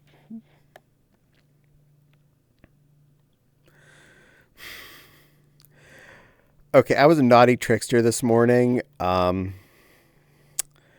was watching Heartwood stream, and she started to sing a song, and I joked that I was gonna write her a DMCA notice about her singing on stream some copyrighted material.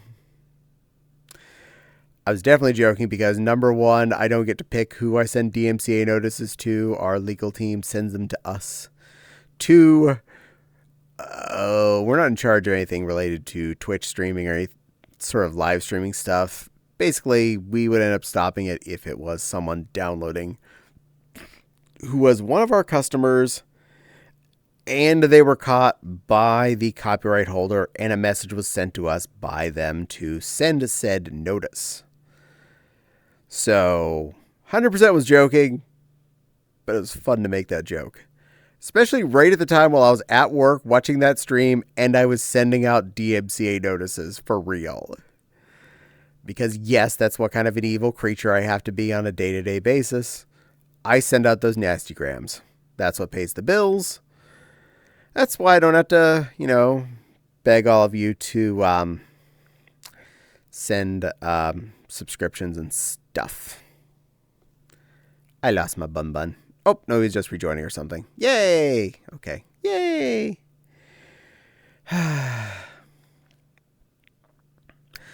So, yeah. I'm evil. Cadpig was naughty. Sometimes.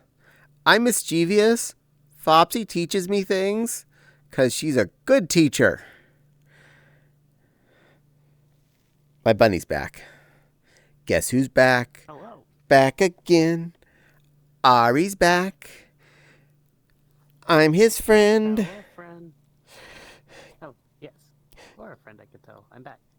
Guess who's back? Guess who's back? Guess who's back? It's a cute little bun because I didn't want no empty spot beside me. Wow. He's such a good boy. Teacup bun. No, I'm not a teacup. I'm a full-size bunny. This would be closer to a teacup bun. See, small. See, small banoy. Bigger banoy. Big. Small. Small. Big.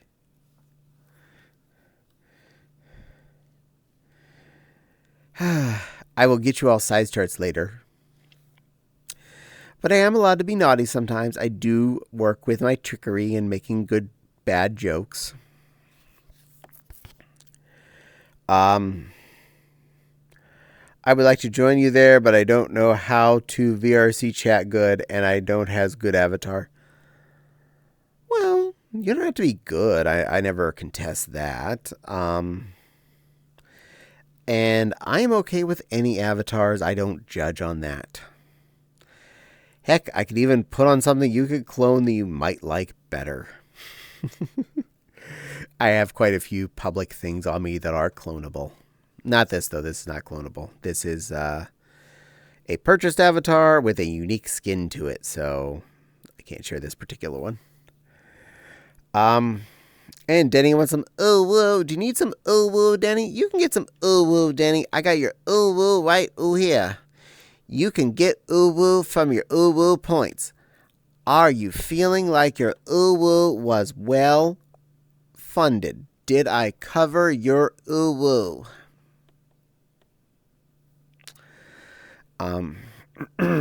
Yes. Excellent. I'm glad you feel like you got your 100 points worth. And if anyone sees anything down in that little redeem section, you are free to use it at your own discretion. The points are free. I don't get paid for them or anything, so don't worry about that one way or the other. If I put it on the list, it's open to accessibility. I'd recommend not trying to do any of the Cult of the Lamb ones if they're active, because donating my cult's totem doesn't do anything here. Make me check. Oh, it's a makeup check. That one's a lot more fun in real life when I'm doing fursuit streams, but I do my best to do a makeup check in VR whenever someone does do that one. I know some of the favorites are cutesy voice and make me admit things, and the song ones, which are all there, and I'm willing to do every single one of them. But yes, those points, for anyone that hasn't figured out, do generate for you just by sitting in chat. You get 10 points every however often they flash up, and every so often you'll see the little green chest next to it, the point thingy, which is 50 points or 60 points if you're subscribed. If you're subscribed, it's also 12 points for each regular tick instead of 10. So, woo! Let the good times roll. You have more points to abuse me with. The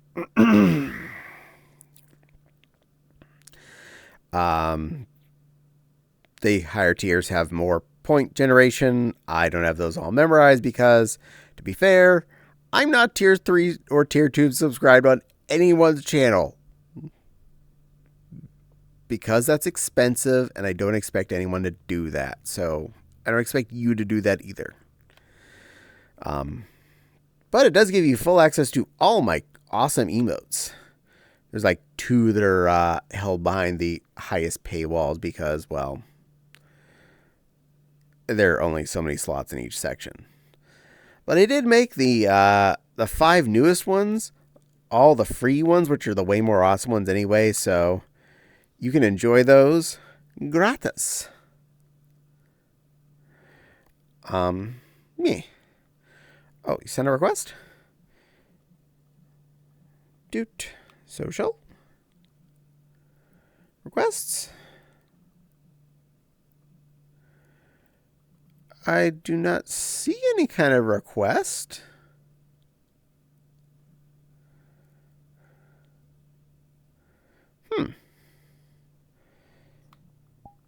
Fine. I'll do this the hard way. Social. Online friends. You should be near the top because alphabets. I don't show you online. Well, that might be why. Yeah, AELLAUC.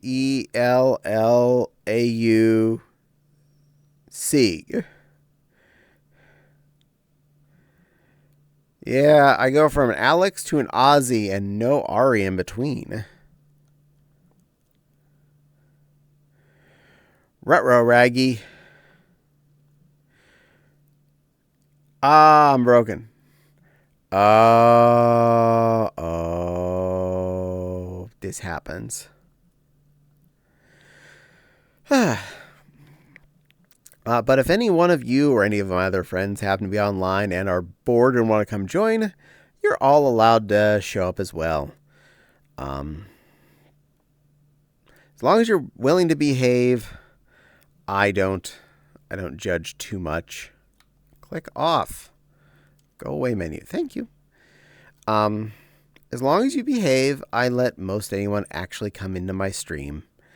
So if you can figure out how to friend me, which is same name everywhere. If you figured out this name, you can figure out my VR chat name. Just hint right there also. Squeak, squeak, squeak.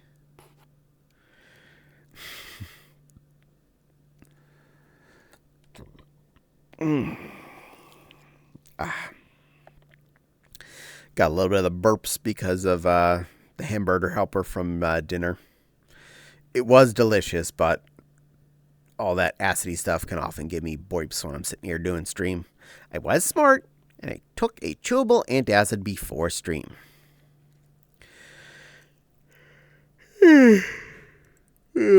If anyone's curious, which I know you all aren't and don't really care about this, the brand of antacids we get is usually store brand variant of the Alka-Seltzer chewable ones.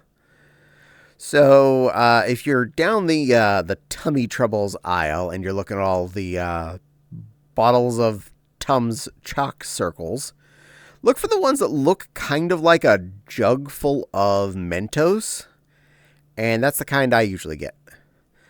They have the same amount of calcium carbonate as a single, per one of the little chalk circles of Tums or off-brand Tums. Yes, you're allowed back in. And they have the consistency of slightly denser than a Mento. For all of you that know what a Mentos tastes like and feels like. So it's like a slightly chewier Mento. Usually the flavors are pretty decent.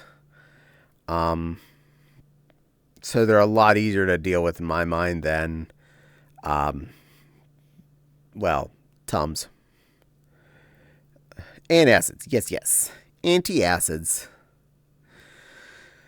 I know quite a few of my friends are on like prescription level antacids, so I apologize to all of you that are that level of problems. I just occasionally need one if I have too much, go in my trunk when I'm about to do something or go to bed.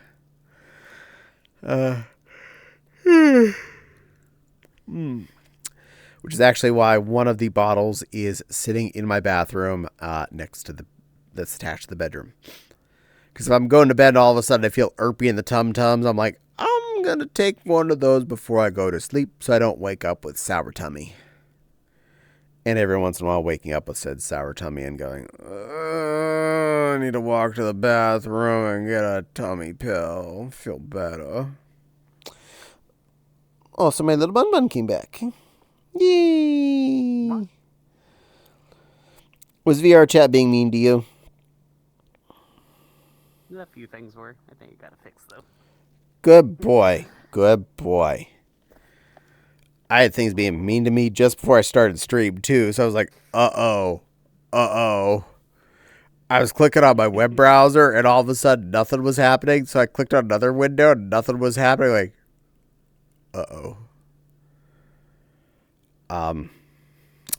OVR Toolkit, you're not allowed to mess up this early. For the record, OVR Toolkit did mess up the first 2 streams I've used it. Knock on wood. So far since then, it's not giving me any problems. So this is a lot nicer getting to look at chat here on my left wrist as opposed to having to have this pop-up window of looking at my desktop to look at the actual stream. So I love you, OVR Toolkit. You make my life so much easier. $12 well spent. Sometimes I wake up with acid burny throat. I get Gaviscon to help with that. Ugh. Yes, that. I hate that. I hate waking up with acid burny throat because it's like you erped it when you were asleep. So you didn't even feel it happening potentially. And you wake up and it's like, you feel that the erp result. And like, I'm going to go drink some water. I'm going to go have an antacid. Because I stood up and I'm in the room with it, I'm going to take a pee too. Because I have to. At that point, because you stand up. You have to pee. It's the rule. It's the rule of pee. You stand up, you have to.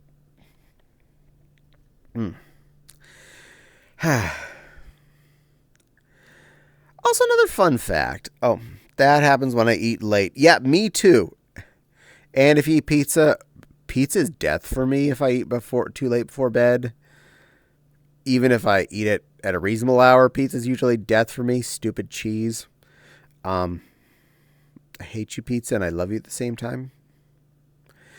I heard someone mentioning today online that if you wake up in the middle of the night, I just stay in bed and don't get up and make sure you don't do other things. For me, if I wake up in the middle of the night, more than just a small amount, I have to get out of bed or I won't be able to go back to sleep. But the process of, for me, standing up off of the bed, walking around the bed, going to the potty, letting loose the waterfall, is enough motion that my body goes, oh yeah, you were asleep? I'm okay with this. We can go back to doing the sleep thing because I figured out, yeah, you're tired still.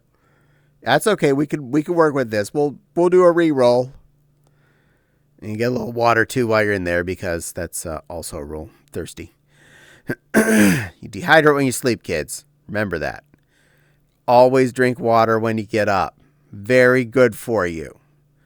Drink water in general, though. I mean, it's good for you. Water. Not just sodies. Not just Monster Energy drink. Or coffee. Get some water in you. I usually just roll over to get back to sleep. If it's a light wake up, I'm with you there, Kenny. If I wake up, though, like a dream, a REM cycle has just completely ended.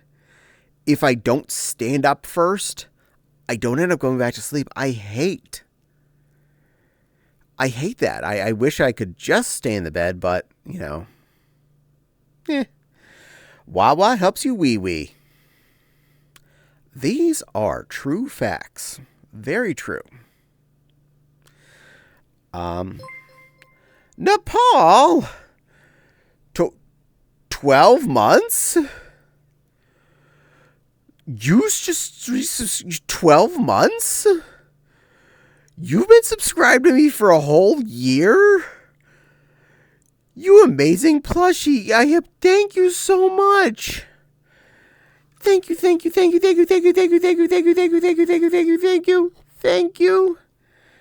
you to you and all of my wonderful subscribers. I really appreciate you. You are helping to fund new computerology that's going to happen in another month. 2 months to 2.5 months, because it's probably somewhere by the end of March to the beginning of April. I'm waiting till corporate says our annual raises and things and such too, because that does help me budget the rest of the year. So anyone that's subscribing, you are actually helping fund our new computers to help us stream better and have a better experience for all of you. So thank you, thank you, thank you, thank you, thank you, thank you, thank you, thank you, thank you, thank you. And to all of our supporters, thank you. Thank you. And I'll be saying hi to Nepal, and Nepal be going, yep. But yes, water does help you pee. And I know the concept of just, yes, peeing is a very relieving function. I'm actually going to admit, it's not trying to be gross or anything. I enjoy the relieving function of going pee. No shame on this one, not trying to pretend like it's a fetish or anything. I enjoy the function of peeing. It's a good excuse to stand up from my work desk. It does break up some monotony if you're busy doing something for too long. And the relieving feeling is nice. So, peeing's good for you, kids. Yeah. Said I have that too. Like the relieving feeling and stuff. I don't know if I feel like it's gotta be common, right? Yeah. At least in all the movies I've seen, the person always lets out a whenever they like get to go pee finally. Long ago, Swifty mentioned something about, and then you'll have that dopey grin on your face from when you're peeing from the relief. And I was like, I never thought about the fact that, and then I paid attention. I was like, yeah, I do get a dopey grin on my face when I'm peeing. And the older I get, the more of a, I let loose. I'm just like, I lean into it. I go full fire hose level, especially with a morning pee or a middle of the night pee. I even do the old man, hand on the wall, lean forward a little bit, and just enjoy the pee. And I'm just like, Might as well. Might as well do it. Might as well. And when you do it like that, it gets done faster, so you can get back to sleeping.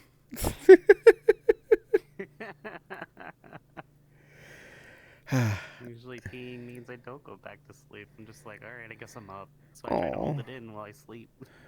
Aww. Poor little bun. Nepal says, hey, back to Wild, and you're welcome, Caddie. And give me a few and I'll join. Yay! Well, you are welcome in whenever you're ready, my lady. Two Hands on the Wall is called the Superman. Two Hands on the Wall is called I Make a Mess in the Bathroom. Just put that up. There needs to be at least one hand driving the train or we are in trouble, kids. There needs to be rails on this situation.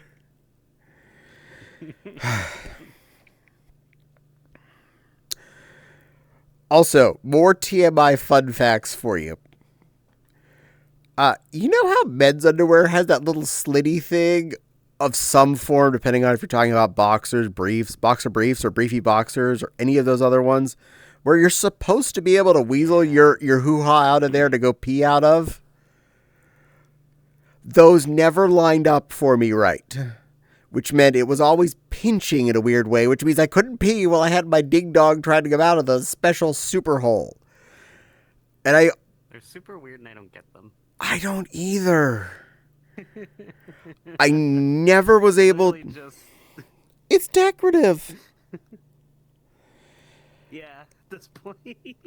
I've seen so many different versions too. I had a friend in my early 20s who tried to tell me about these ones called kangaroo briefs, where the pouch, instead of being for all those who know guy underwear, the kind of a side slit, they kind of went up and over.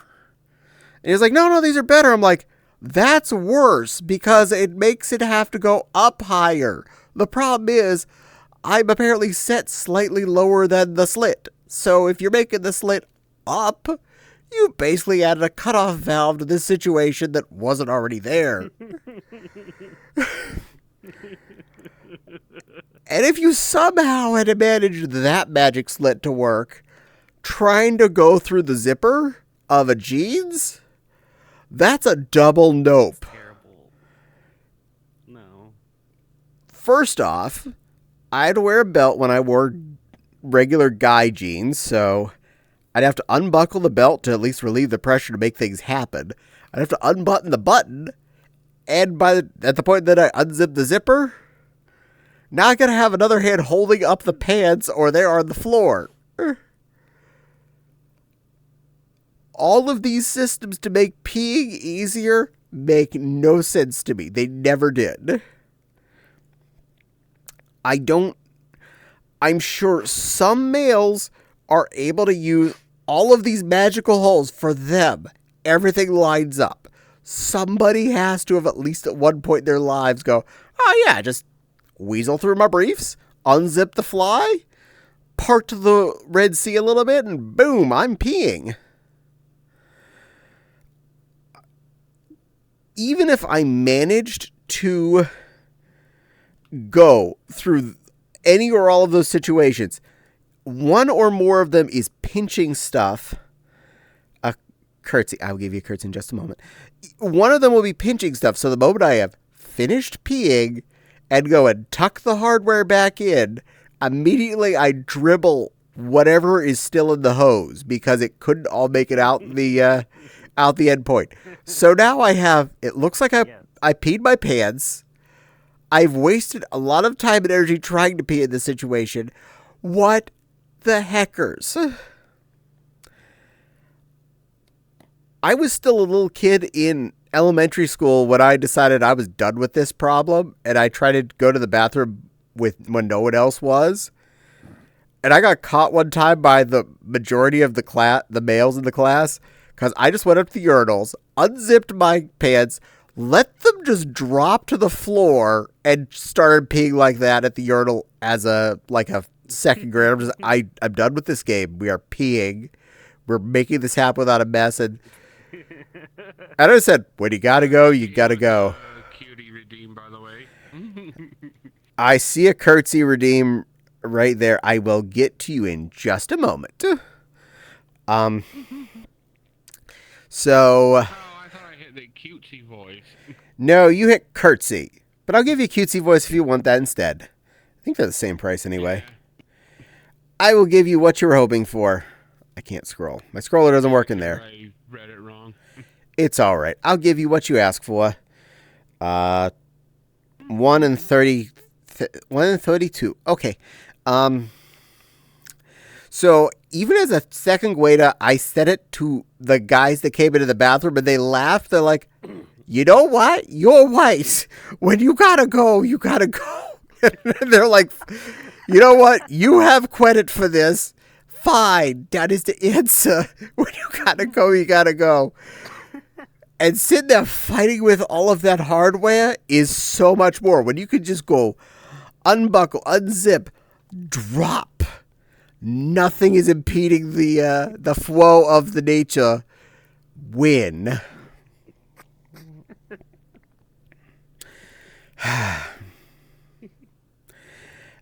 And I'm a table angel now. you are a tabled angel. We're gonna table that thought. So that has been tabled. Crystal has been tabled. Feel free to enjoy the womans or the bowls of boif or whatever it is over there. They are free for use. I don't even know what this is. I am not sure. It has like apples or something in it. I don't know. And I definitely find some people say they get different experiences for peeing standing up or sitting down if they have masculine front pieces, as I do. I am hardware male, no matter what gender or species I am representing at any given time in VR or in fursuit or whatnot. That's not trying to hide anything. I've been fairly open about that all of my times. Or, hear me out. Go the way of the con cub. Buy pants. But I definitely find peeing standing up is much more easy for me to let loose the flood than sitting down. And I can get it done more efficiently, and I get more of a relieving feeling. Studies have shown that wetting your diaper, oh wait a second, sitting down is easier and cleaner.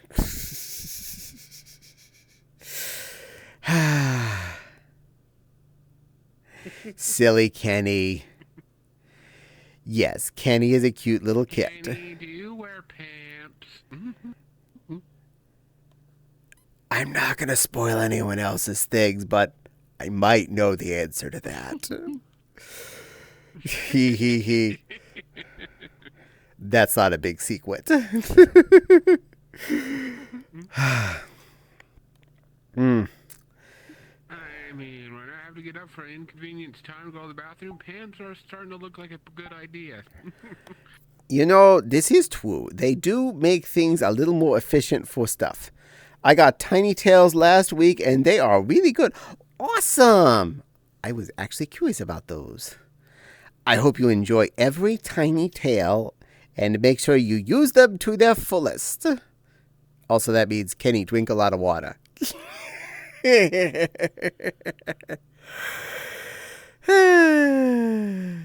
was bad, but I'm accepting my badness today. Math. How long do I have left on this? I'll give you at least another minute. I'll make sure you're getting your time's worth on that. And Nepal is here. Who's squeaking? That's me. Someone's squeaking. I scratched my nose. It goes squeak. But no. IRL nose got it. I thought I was hearing things. You must be hearing things. There's nothing could possibly be happening. But my actual nose was itchy, and if I get my hand anywhere near my face, it thinks I'm trying to poke the nosy. They have cute. Or if you use the puntable Nardo baby I had, somebody likes to punch me in the face. It is cute. I did not save that one myself because I don't need to fall over. They have cute baby furs with balloons on them. Well, Kenny, that is 100% you. That is Kenny in underwear form. So that's a win-win. I will say that is definitely a market that has been very much being tapped into by more and more companies. So I am happy to see it because, well, products for products. People want to buy products. People are willing to spend money. People want to spend like $4. I was thinking the other night about fursuits. Mm-hmm. If you think about it, a proto-gen suit would be nice and cool. Potentially. You know the panels on their hips, you can put a fan in those. And poke little air holes in the mask. They can, but the mask might also be generating heat depending on the type of hardware they have in the mask. So it's hard to say. Oh. And fur does breathe a little bit. So compared to having a solid plastic front on your face, having a fur-fronted face might actually let more air. Also, there's a Wenamon. I have to give it a hug. Mwah. Hi, Nepal. Good girl. I think somebody might be smacking your bottom, too. And I can't. Table making this hard. I'll try anyway. I hugged the little table angel. Because I don't think I've hugged you yet today. Also, my hands went into no man's land, so they are lost in space. But I'm trying. I'm trying. Oh, it's okay. There. And I think you got your 3 minutes worth at that point for your cutesy voice. Especially a super cute baby fox with a balloon. Not that I'm biased or anything. No, Kenny, you liking specifically baby foxes with a balloon? I'm totally shocked. I am shocked. I think entire chat is shocked that Kenny Kitsune would like a baby fox in a diaper, on a diaper, holding a balloon. Next, you're telling me Jimmy would like it if there was one that had a bunny in a diaper holding a balloon. That would totally blow my mind. You're ending my life here. Mind blown.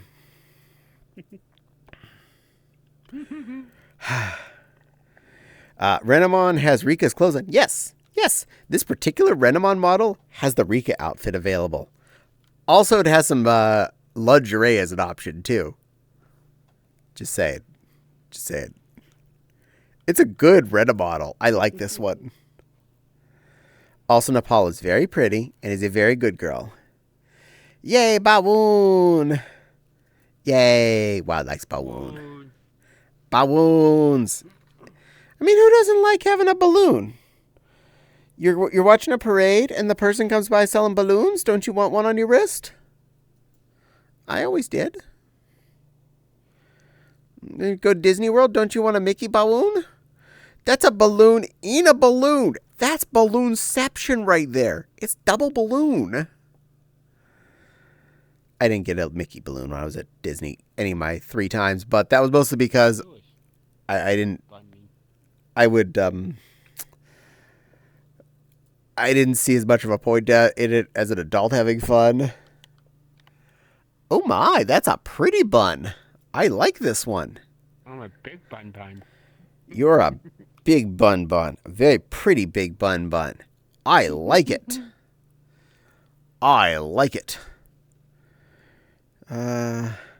Show me a kid who doesn't like balloons, and I'll show you a traumatized child. Probably, honestly. Child may have had a balloon pop next to their head or something, which, yeah, I can understand that. I do know a few people that, yes, that's actually why they don't like balloons, because they had them pop next to their head when they were very young. So, fun fact. Don't pop balloons next to small children's heads or they'll hate them. I have some dislike for types of balloons. Johnny Blanco is one. Oh, really? I did not know that about him.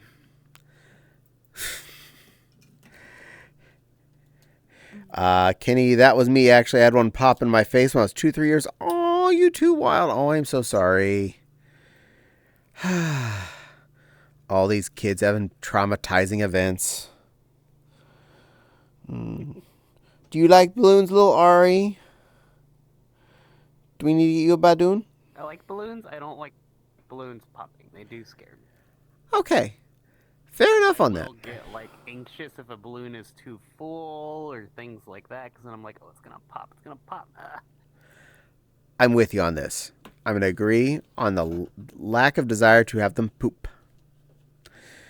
Now, the days I'm a lot less frightened by them. Yes, you also have a lot of the bigger, more permanent style balloons in your possession. Ahem. And you dress up as a balloon.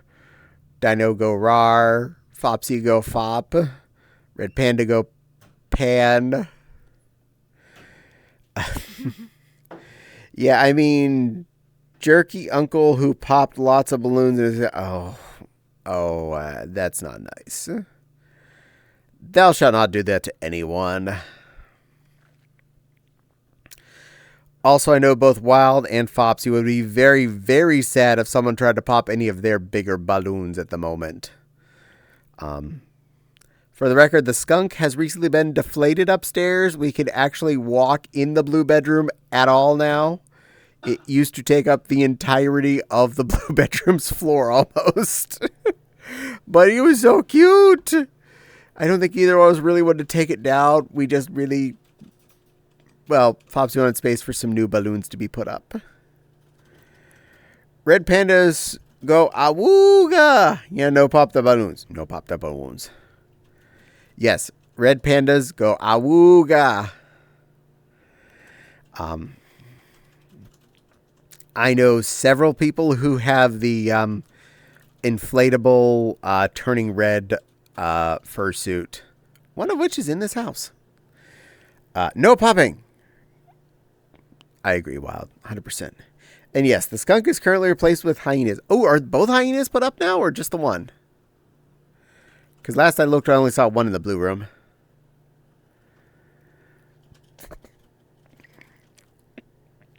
And I want to see the new deer. I'm anxious to see that one inflated.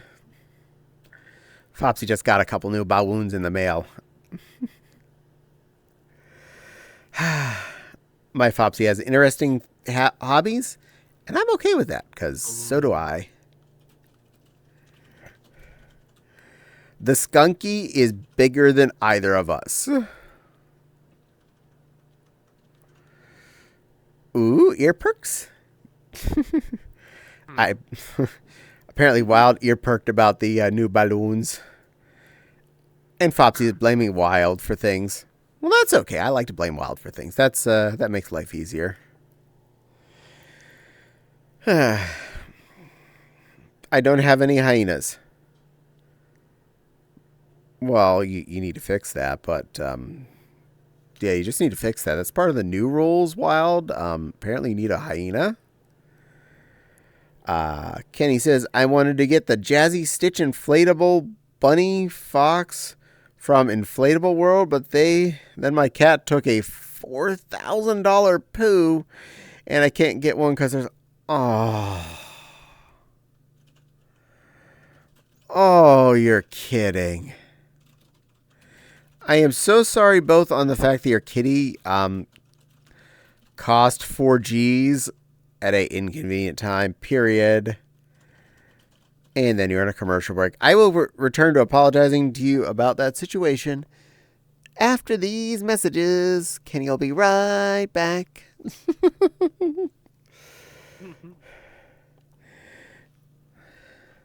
So this is the boring next minute and a half. I hope you're all enjoying the boring minute and a half. We're just being boring. Boring. Non-exciting. Boring. And I think Fopsy's having a snack.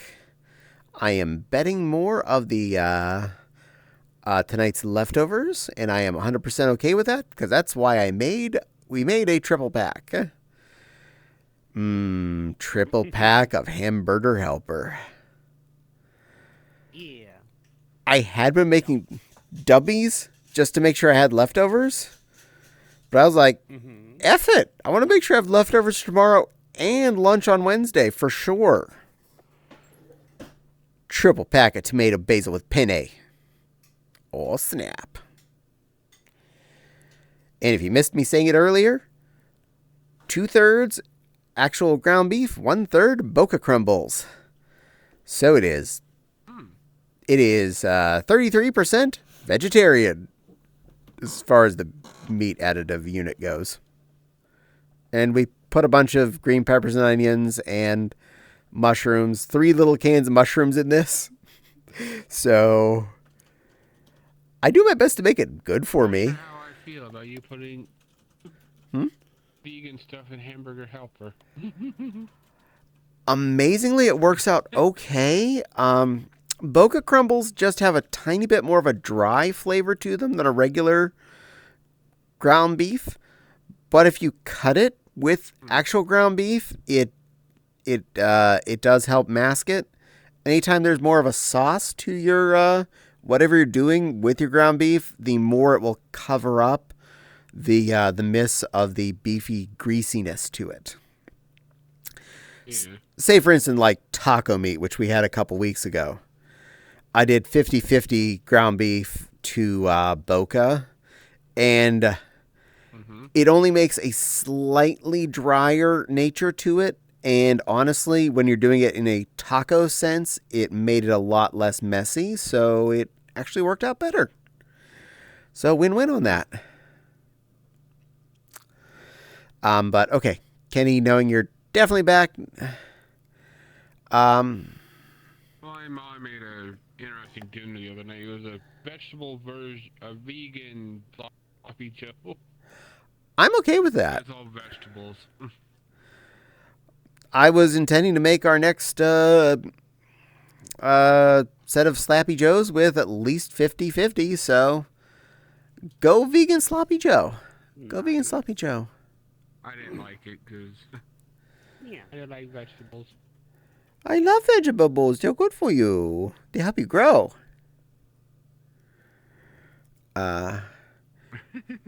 Knowing... I don't like too many vegetables. It's kind of overpowering. Well, that's fair. Knowing IW, they'll be back in stock. They're good about that. Sorry about the car trouble, though. Oh, car took a big repair, not the cat. Sorry, Miss. It's okay. It's okay. I got you. Oh yes, big difference there, Eep. Yeah, I'm sorry. I was worried your cat had something go wrong with it that required surgery or something. Car though also still sucks, but not an animal in pain that needed surgery. So that still sucks. $4,000, but doesn't suck that animals hurting $4,000. So I'm sorry your car decided to poot on you all of a sudden there in the wrong time. Fopsy, I keep checking, but they're still sold out, and I haven't restocked the Fox Raft, so they sold to. Aww. And while it says neat to get one of my inflatables out again, I don't have any up at the moment. You have a nice size house there, Wild. You have space. Blow somebody up and have them sitting in one of your rooms. That's your homework. I expect to hear that on Wednesday which one you inflated before then. Got it? Okay. That's your homework. Speaking of vegan-y options, our house does try to have somewhat, if not fully vegan meals pretty darn often. We found a lot of alternatives. Well, of course, because you're a bunny. Actually, the Fops is the one that goes and initiates most of it. A lot of Indian curry stuff can taste very much like it has meat in it, whether or not it does. If you look in the Asian foods aisle of most grocery stores, you'll see these little packet curries. They look like a little retort pouch like you'd find in an MRE. Most of them are rather tasty and usually are actually vegan. So I would recommend, our favorite is a chana masala. Most of the manufacturers of these make a chana masala. It's a chickpea curry in a red curry sauce. It's really tasty. It's really filling.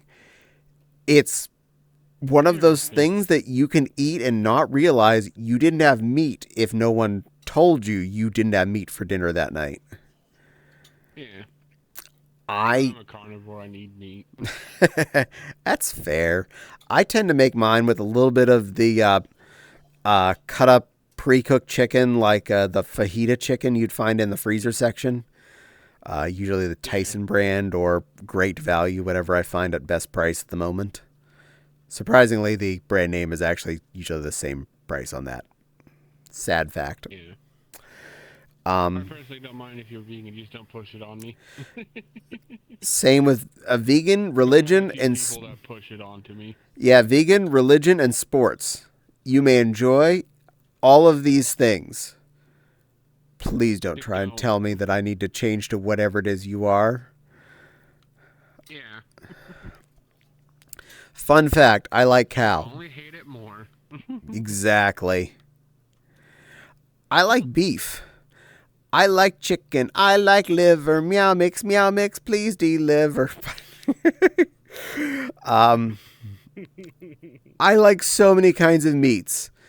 And meat parts, like I actually do love liver. Liver to me is delicious. I love most of the time you can get the heart of an animal, like chickens and turkeys. Love those. Where's the fishy fish for my dishy dish? Oh, and yes, fishy fishes. So many kinds of fish out there that are delicious. A few that are not, but that's those. A&E reference. Nice. I'll even admit I do like. Cover your ears for a moment, little Ari. You too. I like bunny. Rabbit is delicious. I'm sorry. I'm sorry. What? What? I didn't get an ear covered yet. I'm sorry.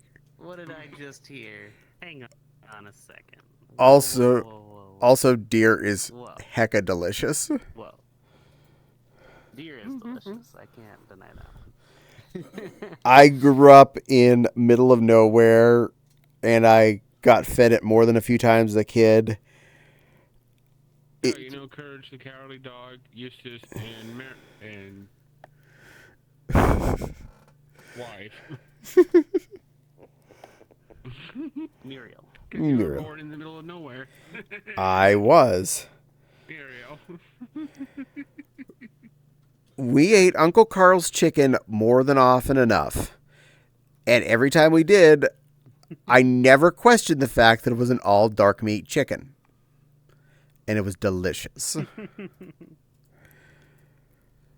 Basically, that's what rabbit tastes like.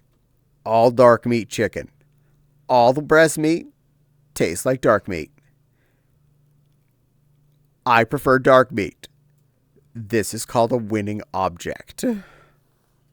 I'm sorry to all the bunnies.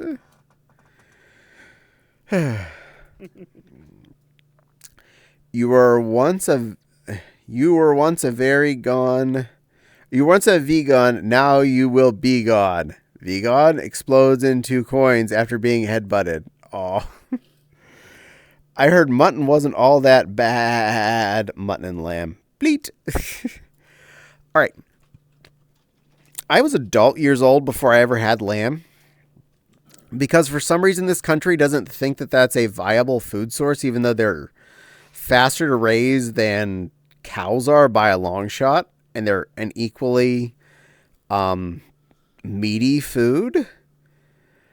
I will classify lamb as somewhere between a beef and a pork as far as the flavors and textures go.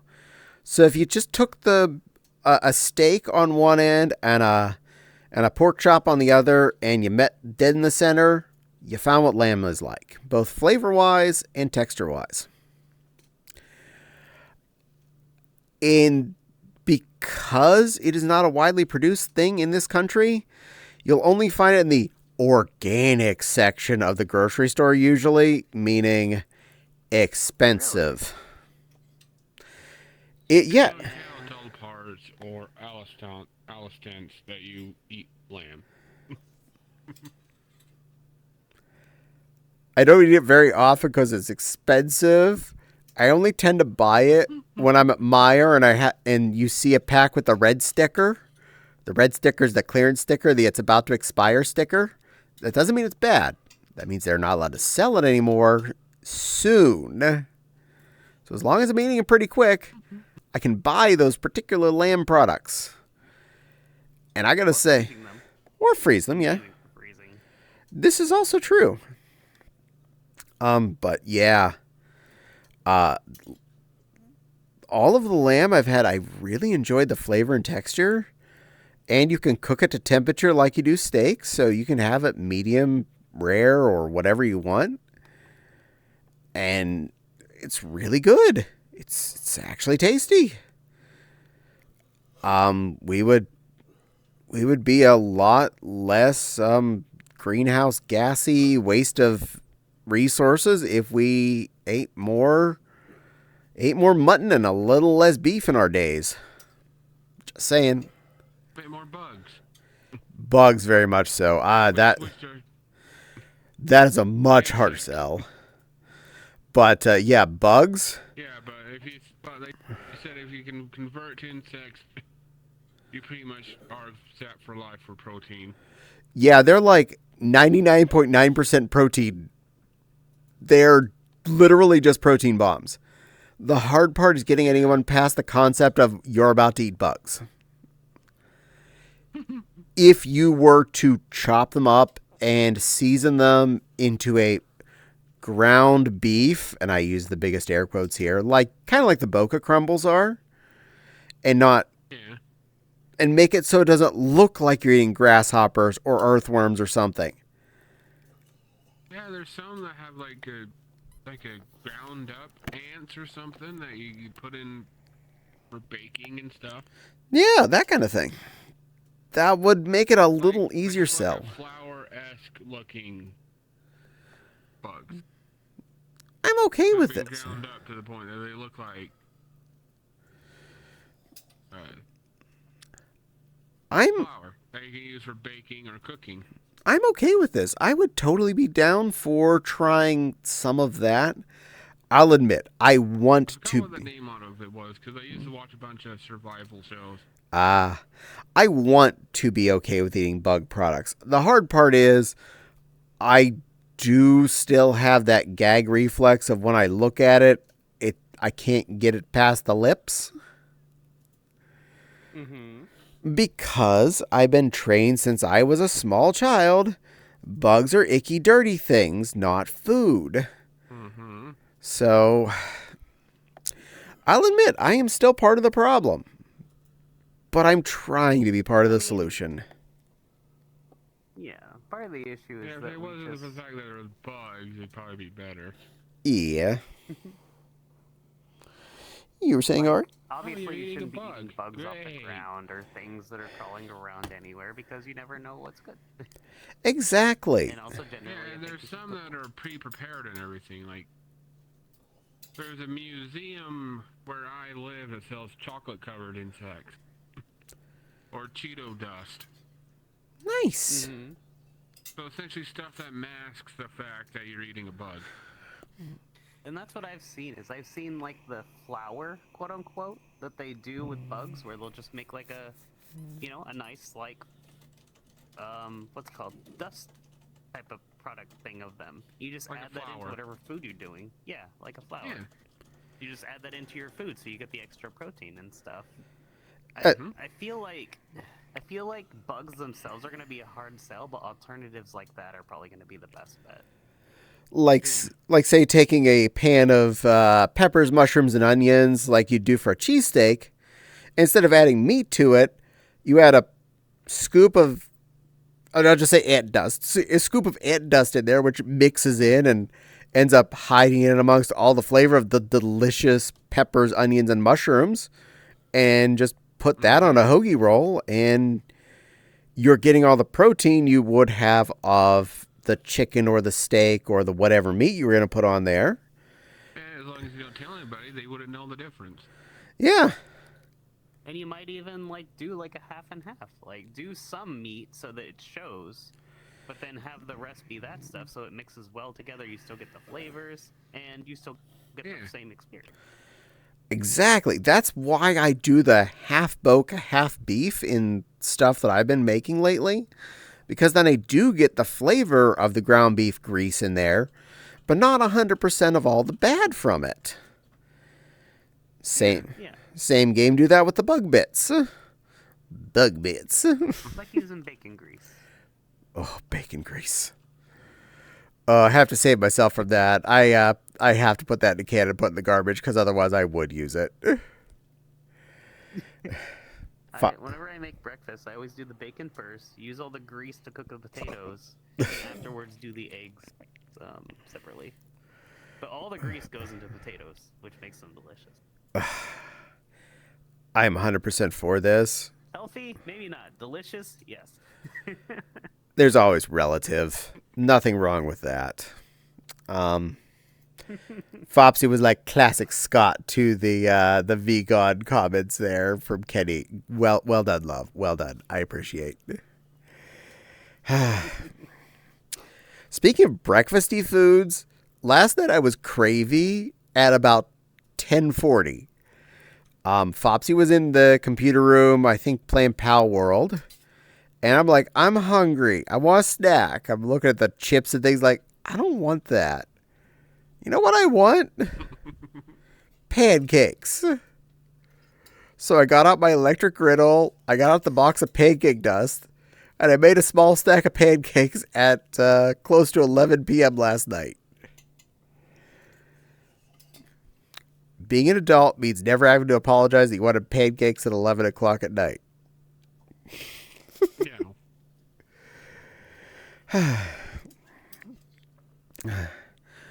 Oh, know. I miss telling a good story that happened. Now that everyone's here, this is this was the biggest dream I had last night. The one I really remembered the most. I was at a FurCon slash. What the hell? You can remember your dreams? Most of the time. No, I just have good dream memory. Better than me? No, I don't think I'm better than you. I just have something to talk about. That's all. I was at a school reunion slash FurCon, which makes even less sense since my high school was a Christian high school. So they'd probably think I'm evil for being gay slash a lot of things. But we were at this FurCon slash high school reunion, of which one of my roommates in our hotel room was Wild Fox. So, by the way, Wild, you were there. You weren't in most of the dream because you were off doing your own thing most of the con dream phase. But we shared space with you. I saw you at least once or twice when I went back to the room. Most of the dream I remember, I apparently was hanging out around with Chep and Nick, and we snuck off from some of the main school rooms where the event was happening. And because we had access to it, I opened one of the lecture halls, which had kind of stadium-tiered flooring, but no seats on it, and had a big projector screen on the front of it. So we used the projector and went online and started watching Starship Troopers, and we all snuggled up together, and we sat there and watched the movie. About halfway through, the principal from when I was in high school came in and complained at us. Well, you're not in trouble. You're not supposed to be in here, but you should be out socializing with everyone else. And as soon as he left, we were all like, what a dick. Got back to cuddling and watching our movie. And this is one of those dreams that felt like it lasted a long time, and it was very, very relaxing, mostly just sitting there snuggling with the two of them. They were humans. I have no idea what their human selves look like, but in my head, I knew that it was them. That's all that mattered. And we just sat there and cuddled and watched Starship Troopers from beginning to end. And after it, and I had to go back to my hotel room, and Nick said, here, you have to have some of my cookies I baked to bring to the con. And he gave me what looked like a ladyfinger, but as soon as I bit into it, it had a Nutella filling, and it was delicious. This morning, I typed this story up and I told it to both of them over Discord, which is when I apparently found out that Nick actually, his job is cooking. And he can bake very well. And I was like, okay, Nick, your life goal now is to make a ladyfinger with Nutella filling. Because apparently you are the master of this in my dream. I could see that being a thing. How is it not a thing already? I don't know. But we need it, don't we? The world may never know. Can he be like high school reunion themed FurCon? This probably needs to happen if it hasn't already. No. Not What? for me. I've never been to a high school reunion. I don't ever plan to. Oh, I never planned to go back to one of those. I mean, I'm gay, and mine was Christian high school, so I'd probably get excommunicated by going back there. So that's not happening for real. And yeah, Kenny, no. I've had a dream of a FurCon at my old high school. It's really wild. You too. Okay, great. So Wild and I have both had FurCons at our high schools. Wow.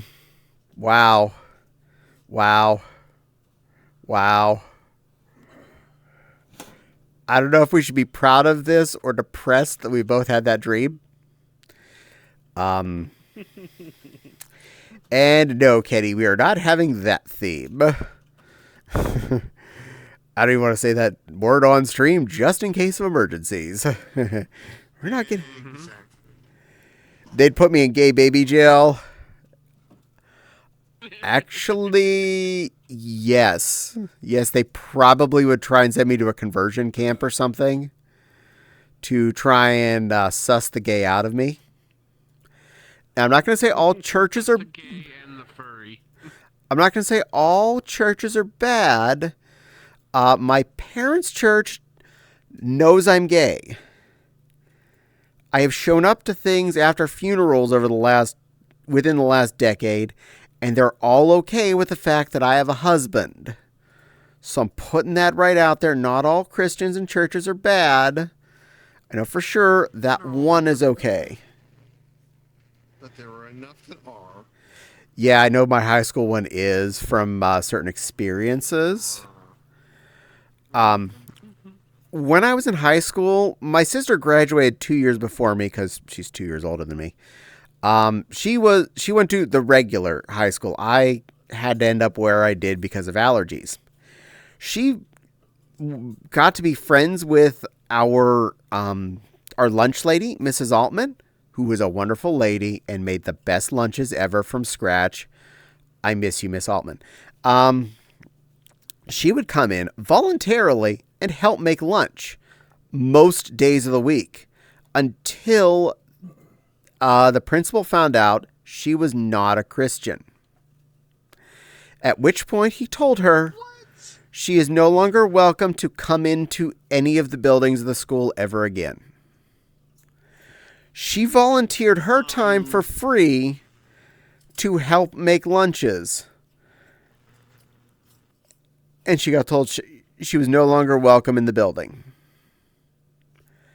Because she was wicked. And I went back after these years. I go back and go, I worship Satan now. You see, what they would do. I have a few words for that principal that I'm not going to say because we're on the street. I'm okay with that. Oh, Satan! Kill the non-believer. Hilariously, she was living more by the Christian ideals than the principal was, but that's beside the point. Because she was being good to others. She was doing unto others as she would like them to do unto her. I remember, unlike a lot of Christians, I've actually read most of that book. Not kidding, I actually did in high school because I was curious. Same. So I remember all the good parts and the bad parts and the scary parts. My favorite book to quote is Leviticus. Oh yeah. Especially the part about abortions. If a woman is caused to abort, it is a fine payable to the husband.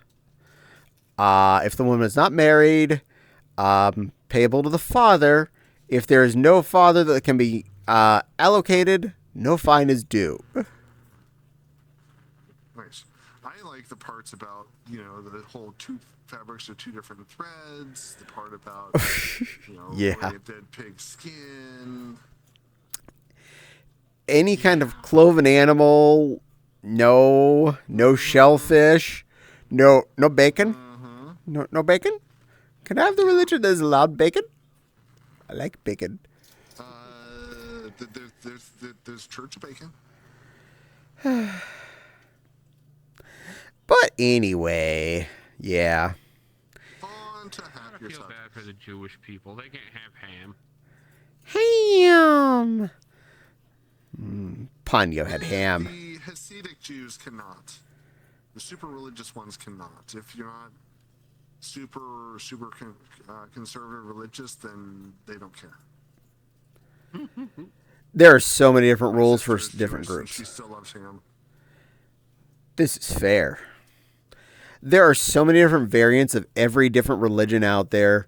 You are bound to find one that has whatever specific exact rule you want to be part of to cover your needs. So keep that in mind.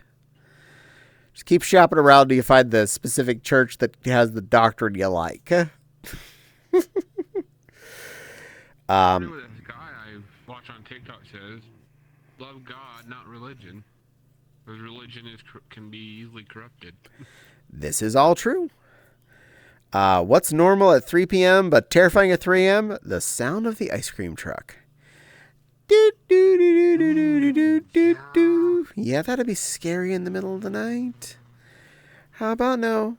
No. Yeah. Bottom feeders is verboten, so no kitty fish. Meow. Catfish is delicious. I do love a good kitty fish. Or, as PETA would refer to it, river kitten. The PETA thing of calling fish sea kittens was just so amusing. As soon as that came out, we all jokingly went to sushi restaurants to order sea kitten. I would like tuna sea kitten maki roll. I would like a salmon sea kitten maki roll. I would like the Ichiban sea kitten maki roll. So much sea kitten. Everybody, the restaurant owners looked at you like these people are crazy. It was a sushi restaurant, so the amount of money we were spending, they were like, whatever you want to say is fine, because this bill is going to be high. I bet. No, I meant like sushi after place they they closed are. shop and everything. 2 restaurants I missed from Pennsylvania. One of our hibachi places had all-you-can-eat sushi for $30. Trust me when I say I could clear out for $30, way more than $30 worth of sushi. And in Carlisle, our Chinese... Depending on the sushi, Place here. Yeah. depending on the sushi, that's like one, maybe two, maybe 2 or 3 sushi rolls, and that's it. Yeah. I made my bucks worth there. Good. It's so good. And And I our... want sushi. Gosh darn it, Caddie. Our local place in Carlisle, where we lived for like 8 years, had a deal on their sushi. Buy any roll, get another roll of equal or lesser value for $1. So if you bought a $13 sushi roll, you can get another one of that same roll for $1. Well, that's a my no-brainer. Do you have any idea how many double Ichiban rolls I had? I can guess how much money they lost on you. It's kind of hard to say because it was tempura shrimp and mango on the inside, eel and avocado on the outside, and eel and mango sauces drizzled over it. It was such a good roll. It was amazing. And no kidding, I've not been to one of those revolving sushi restaurants. Yes, I see your thing, Nepal. I'll get to that in a second. I have not been to one of the ones with the conveyor belt. I have wanted to do that for a while. I just want to get caught up. No, that's fair. That's fair. But Nepal wants to hear, I'm a good girl. I am a good girl, Nepal. I wanted to let you know, Yes, you to are. you personally, I am a good girl. Have I satisfied your are. desire of my telling you that I'm a good girl? Yeah. Okay, Yes, you have. thank you. You're a good girl, too. Ari's a good boy, and Crystal, are you a good boy or a good girl? I want to say the correct version. Good boy. Crystal is a good boy. I wanted to be careful because I know you have trans rights stuff on your page and stuff, and you're currently in a female avatar, so I wanted to make sure I was saying the right thing. As long as you're referring to me, I don't care either way. Also, you're very pretty. You're hot. Those are neat. They mostly serve nigiri style, not many rolls. I do like nigiri. Honestly, my hardest part with buying pre-made sushi at the grocery store, not that it's bad, because I have a couple grocery stores where the sushi is decent enough, especially at Meijer. The hard part is they tend to sell the lowest common denominator, which, one, likes cucumbers, so a lot of rolls have cucumbers in them, so that's kind of a moment. Unless it's something I really want, I really don't like cucumber in my sushi. And the harder part, they'll either put cream cheese in them and or mayo on the roll, which basically means I can't eat it. Difficult for you. It completely negates that roll from a possibility.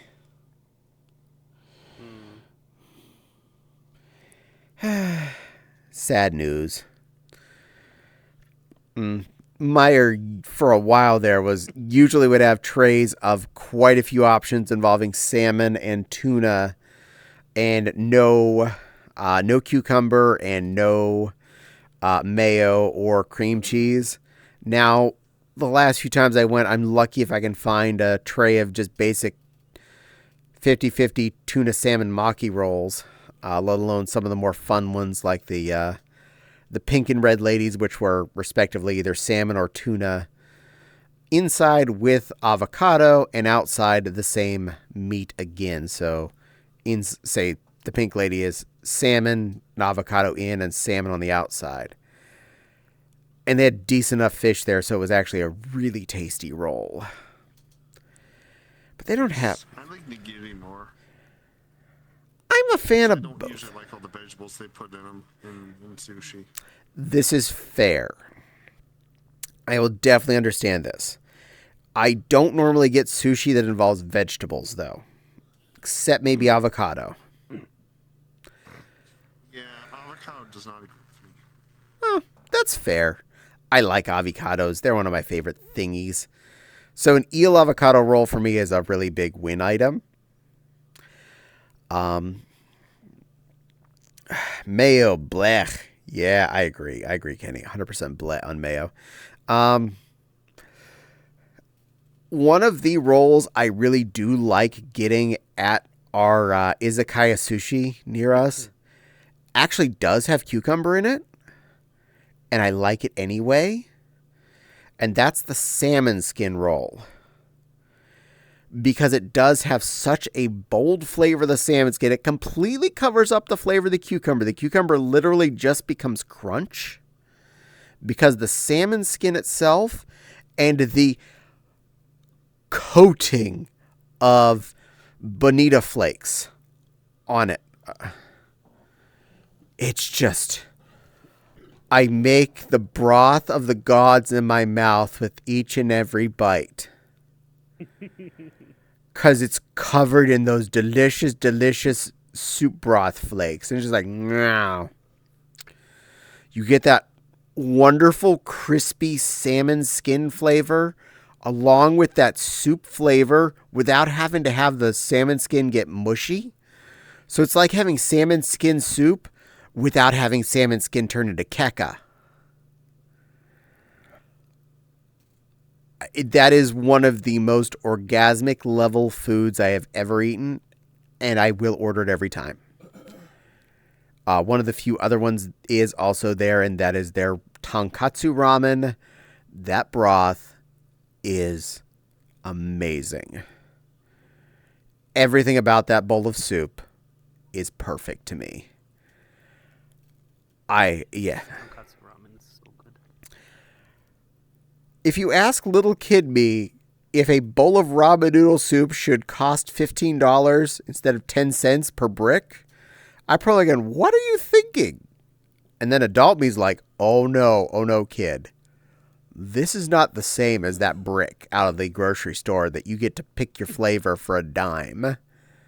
Which it's not even a dime anymore. Even in the bulkiest packages, they're like a quarter a pack. Grumble, grumble, grumble. Anyway, yeah, ramen. Oh. Japanese use something called... Yeah, we actually went to... Go ahead. We went to a ramen place tonight for dinner. That's why I was late. I am so jealous. How was it? It was really... Actually, my husband's been on a bit of a ramen kick, so we've been going and trying a bunch of different ramen places. This place was about 8.5 out of 10. Still It was good. good, but it Nice. wasn't. Pretty Yeah, high praise, jeez. yeah, it was really good. The broth was a little too seaweedy, and the pork was cut a bit on the thin side, but it was still really good. I think the one thing I'd say against izakaya is you only get half a soft-boiled egg, not the whole soft-boiled egg cut in half. But I'll happily pay the extra $1 to get an extra egg added, and I'll get a whole extra egg.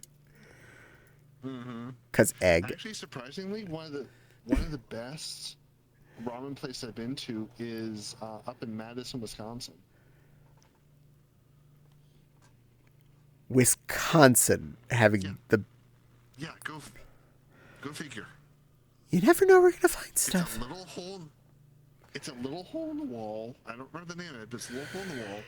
That like it's what you think of when you think of a ramen place. Like you walk down a couple steps, it's low light. It's got the sounds and the smells what you would figure a ramen place in Japan would have. It's really good ramen too. I am jealous. Ours doesn't have that kind of a look, but their ramen is like next level fun. It looks like it was a previous restaurant, and I know it was before this. In fact, it was 2 previous restaurants. They bought both lots and just snapped the 2 stores, like cut the wall out in the middle and remodeled somewhat. It's very bright in there and shiny and clean and new looking. More like new age restaurant as opposed to old school ramen house that basically is a dive bar kind of look.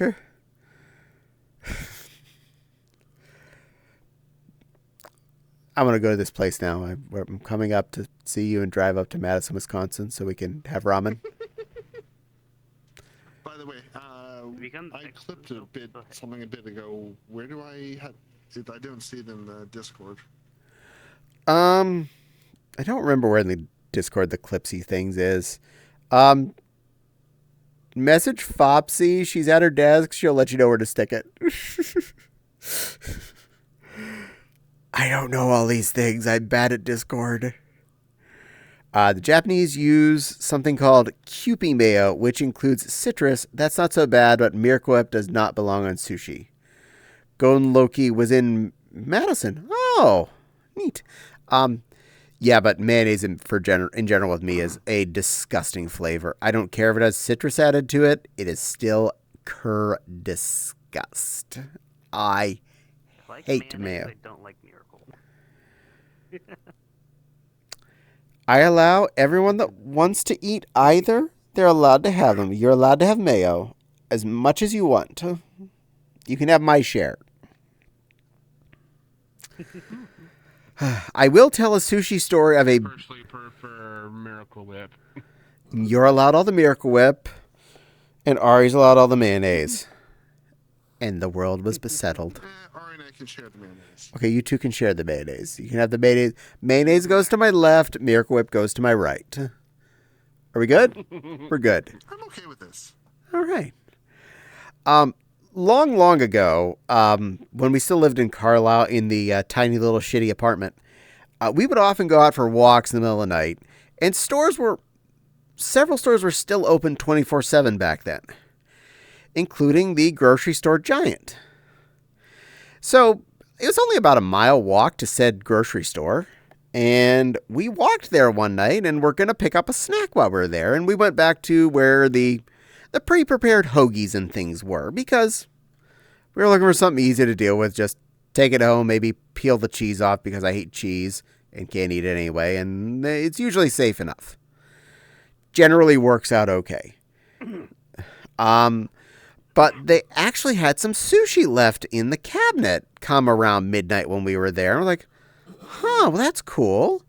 It's an eel and cucumber roll. I was like, okay, fine. Cucumber's not the worst. I will deal with cucumber in an eel roll if I have to, but I prefer avocado by a long shot. So I picked it up, brought it home. I ate one piece, and immediately I had this taste. Something just did not feel right. It did not taste good. And I had another bite, and I was like, yeah, this tastes this tastes rank. And I'm like, I picked a cooked fish. Eel is cooked. It's not like I'm having just spoiled salmon that's been sitting there all day. I have cooked eel that's in a cabinet that's cold. This should legitimately be fine for days. The problem is, there was plenty of vinegar in that sushi rice. And there were cucumbers sitting next to this very vinegary sushi rice. During the time the sushi was sitting on the shelf, the cucumbers turned into pickle. Oh. So cucumber and sushi is like the only remote way I even close to tolerate a cucumber's existence.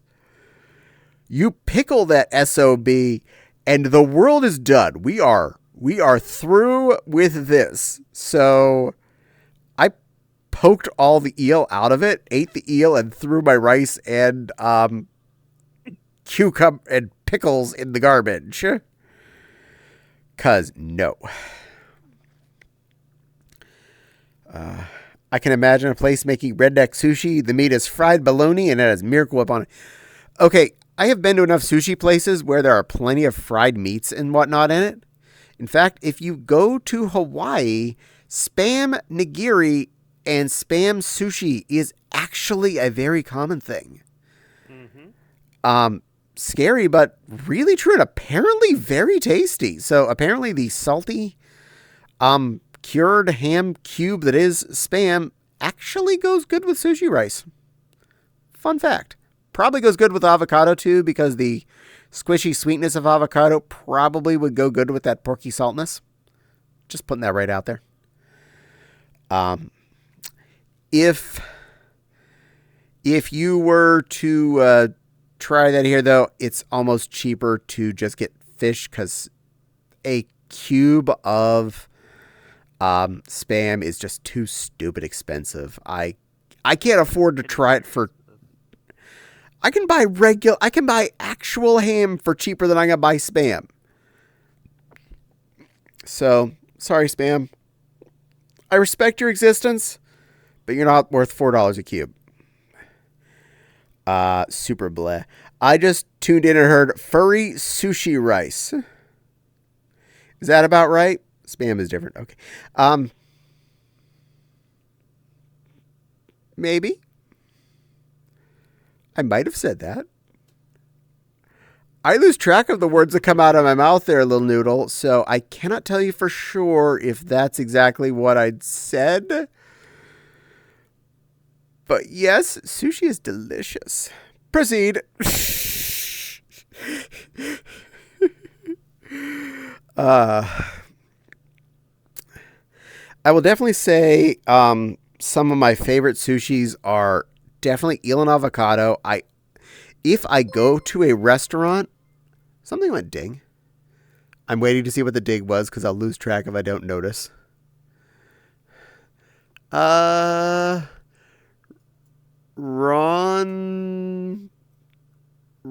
Helt Jones is following. Well, thank you for the follow there, Ron. Welcome to the stream. I hope you enjoy your stay, and I hope you feel it. I'm glad to feel that you. Glad you felt that I was worth watching at least one more time today. Oh, yay! You gave Lulu Pets and a Caddie looking all surprised together. You used my icon! Yay, you used my emote! I like when people use my emotes. It makes me happy. It makes me feel like it was worth putting the effort into making those into little squares. My favorite sushis are definitely eel and avocado. If I go to a place that has an eel and avocado roll on the menu, it almost doesn't matter what I'm buying for my meal that night. I usually will buy one of those. Our hibachi place, local, does have a really good eel and avocado roll. Cute Bunny. By the way, what's the story behind my name?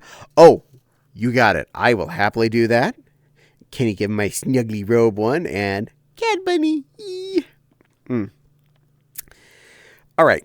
There are two versions of the story. One, the real version, and two, the more storific version. I would give the storific version first because it's more fun.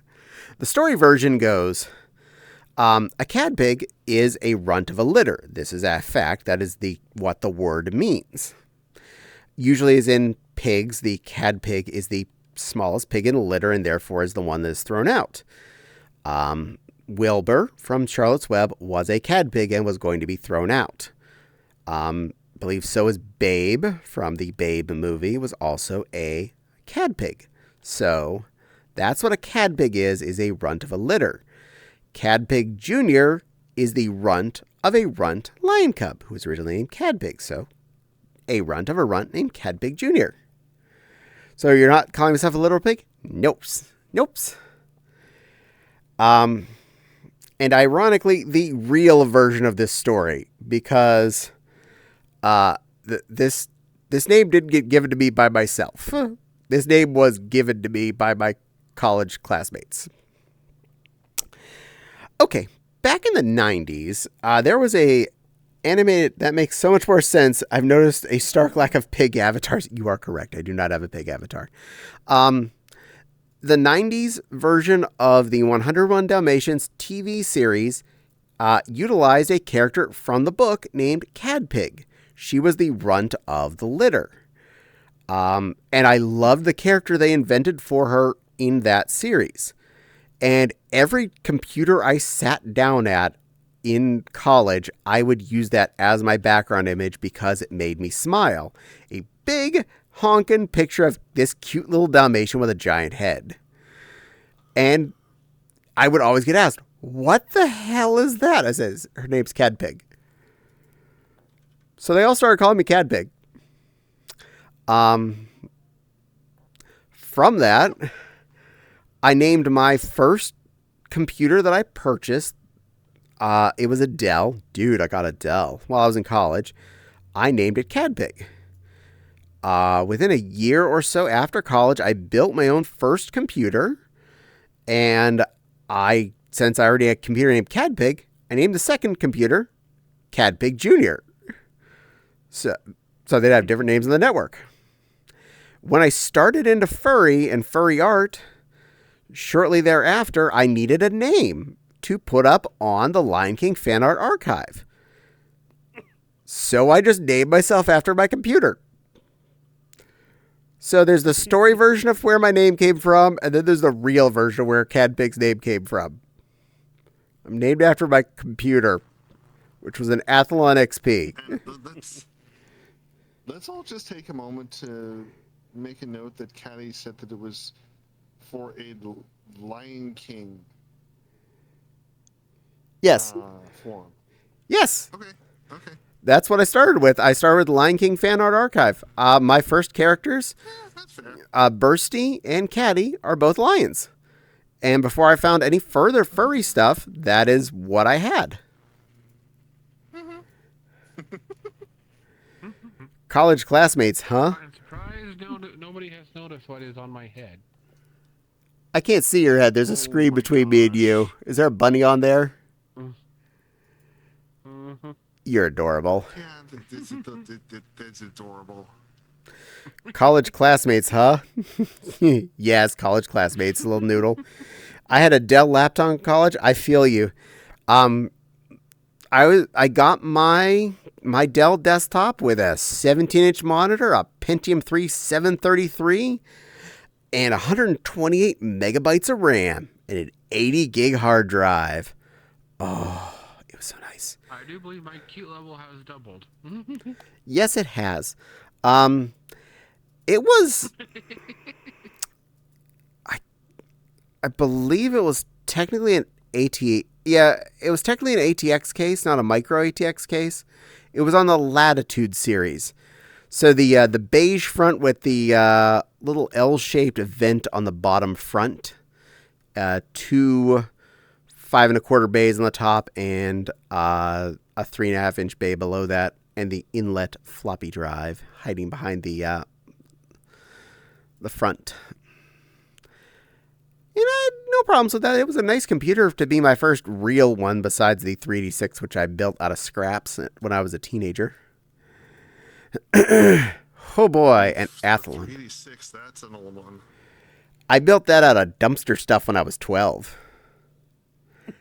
I literally built that out of parts that my dad salvaged out of a dumpster. Nice. That was 12-year-old me's version of, okay, I guess I should go into computers. Oh boy, Nathalon. Okay, to be fair, this was the same time that the Pentium 4 was just coming out, and the Athlon XPs were rating as better than the Pentium 4s, so that's why I did that at the time. At this point, I have an i7, so... Context.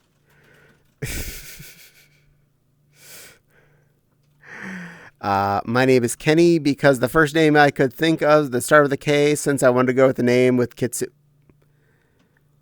Good work, Kenny. That sounds like easy math right there. Oh boy, you were packing quite the big EP. Yeah.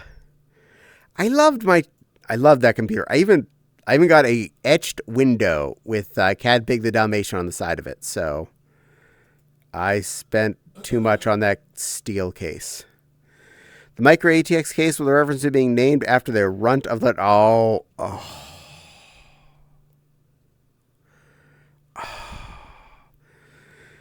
Okay, Rika, you're doing a good job. You're living up to your name again. I love you, Noodle. You are amazing. I had a 486 as a kid. Awesome. When I built my 386 out of garbage, we had at the same time, my parents had not long before that bought our first real home computer, which was a 46 running Windows 3.1. Not 3.11, 3.1, no workgroups. And no CD-ROM drive because the place they bought the computer from, by the time they actually were delivering, they found out CD-ROMs are going to be more expensive and they cut it out of the deal even though we'd paid for it. So, I hate you, old computer shop. Yeah. 46, okay, nice. 46s were a solid computer. I did so much on both of those critters. Wow, goddamn, you tech beast. Yeah, I built my second PC last year. After a decade, I beasted this thing. Nice. Hello, Silver. Welcome in, little sheepy. Please enjoy the fun. We got a lamb. Lamby. I have since building that computer built so many, not just for myself, but for family members here and there. And for friends. I don't know for sure at this point how many generations of built computers I've made since that first one in the early 2000s zone. But I love building computers. I love the fact that I'm about to do that again twice over here come this spring. Because we are due. We are 6 years-ish into our current rigs, sans the video cards. We recently upgraded those. They are 3080s. Those are going to survive. Impressive. But our Are you throwing the soy sauce? Yeah, she was. Silver's allowed. Soy sauce is a projectile in this world. Our i7s from 5 or 6 years ago are definitely the things that are most showing their age as far What's as your favorite food, hun? things that are slowing us down. Because both of our rigs have 32 gigs of RAM. And we have the 3080 graphics cards, so we shouldn't have any problems with most of this stuff. But yeah, I'm expecting a current gen i7 or i9 in our rigs we're going to be making. Same video cards, they're just carrying over. My little cup's glitching out now. Oh no! Poor Noodle Cup. Nice. I've got an 8th gen in mind right now. Nice. Oh, NukeFox19, thank you for coming and joining and giving a first chat there. Welcome to the fun. I don't know what my computer is. The My i7... laptop and the stickers kind of wore off. The i7 4790K plus the... Ooh. Oh, and thank you for also following Nuke Fox. I appreciate. Thank you, thank you, thank you, thank you. I appreciate anyone that thinks I'm worth watching again. You are all amazing. Thank you so much. The i7 plus the 1080 Ti I had was still doing quite well in most circumstances. That is awesome. When we initially built these two rigs, I upgraded from, I believe I had a 560 Ti and the Fopsy had a 760 non-Ti.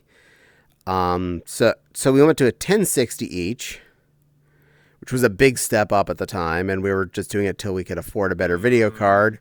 And then there was and then right when we were about to get new video cards, that's when all heckers broke loose and video card prices went through the roof.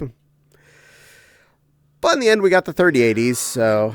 I don't think we can hear you, hon. Nice. You're talking. I got the 20 series, and that's only because I got it used. I'm okay with that, honestly. If you got a video card that works... I was...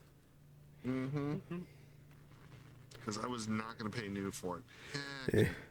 But a 1080 Ti would still probably be a rather beast of a card. Anything that's the top of the mode on a card tends to be a kicker. And a TI in general. Nowadays, the 80 is the mid level. The 70 or the 80 is your mid zone. And the 90, the 4090 is like the God mode card. Be sure to get a hard drive sticks, preferably 1.5 or terabytes. Yes, definitely. We are going to be going with NVMe storage. Our boot drives in these computers. That helps. There we go. Yay! Server's unbroken. When we built these computers, Yay. NVMe was still super new. Voice mod. NVMe was still new tech, so we didn't get those. They were super expensive and super small, and I wasn't going to pay like hundreds of dollars for like a 64 gig boot drive. What were you saying, hon, when you were looking straight into my eyes? I was wondering if you could upload that avatar you're wearing for me as well, if it's possible. I can try to. So we had solid state. Great. So we had solid state SATA drives on these. It's around here somewhere. We have solid state SATA drives, which are still good. They're better than. Noise. Which one are you talking about? All of them are great, but only one of them I could probably have. Probably you can't have this one. So the Even though it looks like a candy flower, and then there's a restaurant. How do I pronounce this? Ari. Aristrata. Ari, yeah. Thank you. I was getting there. The solid state SATA drives were That's your personal bunny too. the solid state SATA drives were definitely more stable at that point than other things, so that was a good option, and way faster than a platter-based. We still have a few platter-based drives in our computers for storage drives because of the time, again, cheaper by volume, and that's all going to get changed out. See how long it takes Silver to notice Nice. something on my avatar. Yeah, I still use a pair of mirrored spinning rust drives from mass storage. I can totally understand that. I'm not going to change out my externals from spinny drives because I can get a 10 gig drive for almost nothing. But we're going to change any internal drives Well, good. from spinning drives Nice pink fluffy butt. On my head, hon. to solid state drives. Oh no, I know. I knew it was funny up there. For multiple reasons. Night, Kenny. It was good having you. For multiple reasons. One, it does save a lot on energy in general to use solid-state drives, even SATA solid-state drives, over spinning disk. A ton less weight, a ton less heat, and a lot lower potential fail rate. So, I may spend When I was building this current Windows machine, I was on a budget though. This is understandable. That's always what hits the end game. There is the how much can you spend. But after our last hard drive fail recently, I do not want to have that happen anytime soon. So all spinning platters inside our towers will be replaced. What hard drive manufacturer was it? I forget. It's sitting on the table over here. I can look later. It's underneath Turtles. Seagate? I'm not surprised. I forget. Because I don't pay attention. I buy whatever has the best name at the moment that is still affordable. That's fair. But I'm looking forward to no more spinning platters in our towers. Again. Yeah, if I can have the money, I'll mirror a pair of solid states. It's a good That's what idea. My OS is on for both my computers, the solid state. And for the record, unless it is completely low care data, things I don't care if I lose or not, anything I have on the external USB drives, I have copied somewhere else. That is actually usually set up as the backup of anything I care about, not the primary location for those files. Okay, who's getting slapped by Baldy's yardstick? I'm sorry if I'm moving. There's like... I see something... No, it's gone now. No, there is something hanging off your avatar. Sorry if I'm blocking the camera. But like, when I look at your avatar, I don't see it. But then when I look at the stream, I see it. I'm like, what the hell is that? I don't see it. That's weird.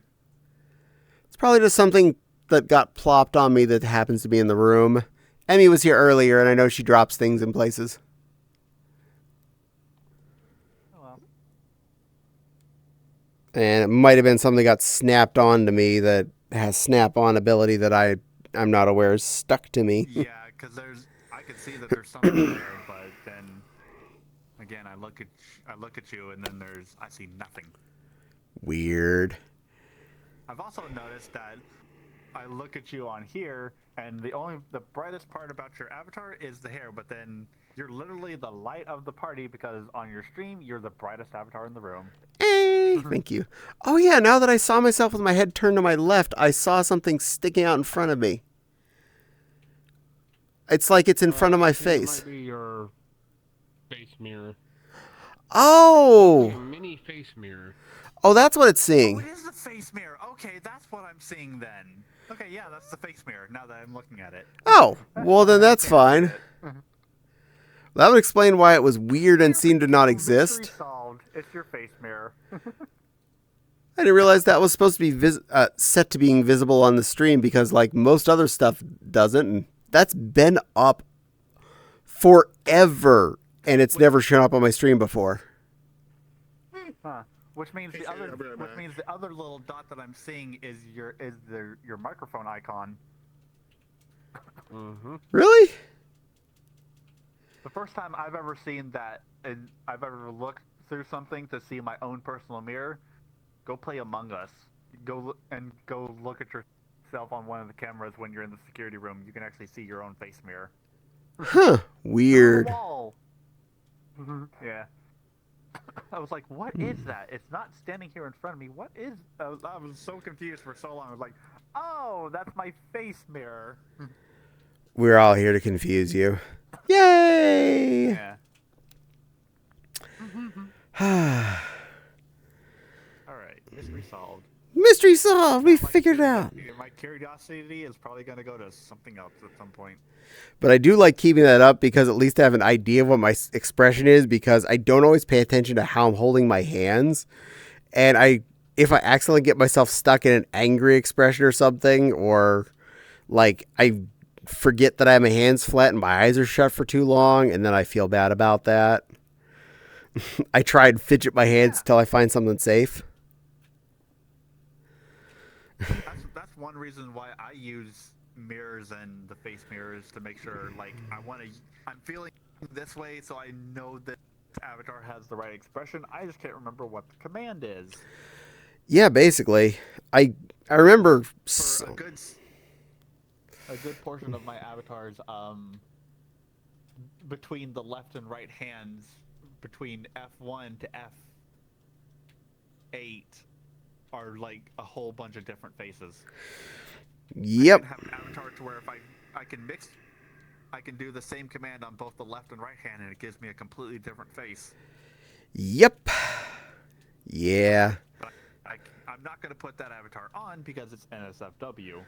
I have most of my lion's expressions figured out with how I actually have to put my hands. Daisy here, not so much. I often am in guess mode. There I can be a happy smiling bunny by having my thumbs off the top pads and my fingers in finger gun mode. But if I put my fingers on the top section, I go to angry face. Angry face. You give me air conditioning, I'm so happy. Angry face. Happy. Angry. Happy. Angry. Hungry. Hangry. Feed me. Hungry. You must be hungry. Okay, go get some food. We are getting close to, well, we're past 10 o'clock already, so I am probably hungry. Yeah, it's basically it's past dinner time for me as well. I have no idea what I'm having for dinner. I did have I'll make a pizza. There is a pizza for me. I did have a very big bowl of my hamburger helper, and it was delicious, but that was at 6 o'clock. It's now 10:21. That was 4 hours ago. That was 4 hours ago. And that was just a bowl of schloop. I could easily be having ramen right now. Oh God, I really didn't eat much today. What did I eat? A brownie, a cinnamon roll, and 1/3 of a Pop-Tart. No, wait, more than that. Like, 'cause there's only 1/4 of it left. I did not eat a whole lot today. Naughty, naughty. I had McDonald's for lunch and I had pork chops for dinner. I had the rest of both of our leftover steaks from yesterday. Basically, Fopsy cuts all hers off the bone, and then I got to gnaw on what was left on her bone. And I had about a quarter of my steak left from yesterday. And I toaster ovened them for 10 minutes and brought them back to life. And had some fries. And as a snack at some point, I had the last 2 pancakes that I made last night in the toaster. I haven't had pancakes in so long. I haven't had pancakes since 11 a.m. Now I want pancakes. If you make your pancakes about the right size, leftover pancakes put in the toaster are delicious. They are an entirely new flavor compared to freshly made pancakes. For the love of... What? I'm being summoned by my group leader to go moderate. I gotta go. Go have You gotta mod. babysit. That's okay. I'm about to wrap up anyway. You have fun, little cutie. It was good to see you. First, I'm going to lick your camera. Where's my tongue? Nope, Go not for my it. face. Meow. Okay, chat, you've been licked by little Foxy. I didn't even... my face wasn't. My tongue didn't even touch the camera though. It did not. You were below. You haired the camera He more or sent me less. 2. Okay, he sent me 2 things. Apparently, he wants to. And Silver has left the building. You got a ramen noodle cup. Ramen. Yeah, I'm probably about to make ramen here in a few moments. I need to set up my ramen pan. I didn't put that up before I came into stream. This is called being a naughty child and not prepared. But I will put water on the stove as soon as I get out of here. But first and foremost, Or you can be lazy and just use make a noodle cup. we don't buy no noodle cups. We buy bricks. And yeah, now I'm looking at my stream more closely, I can see the little microphone icon too. Good gravy. Thank you, stream, for deciding it wanted to show that stuff today. I hate you. I think it might either be your camera in world or it could be the world itself. Could be. Could be either of those two. Actually, it could actually be the world itself. Might be. Something goes ding. I'm... Grand Fox 001. Hello, Grand Fox, and thank you for following. I am so stupid sorry. I'm actually working on raiding out right as you came in and followed, but I appreciate that you came and followed me. If I know I'm about to go away and send you somewhere else that's hopefully going to be fun too, but if you want to see more of me, I'll be back again on both Mondays and Wednesdays from 7 to 10 Eastern. If you're not sure when those times are, it's 25 after 10 now. Good gravy. I'm naughty and didn't end. I was having too much fun. And my other half, Fopsy Woo, who's listed in my description, doodly-doo below, streams on Tuesdays and Fridays, same time frames. So if you want more of my familia, that's a good place to look. And yeah, Discord's in the description, as is my YouTube channel, and my Twitter, and my Mastodon apparently. All of which are great ways to keep up with us and have fun too.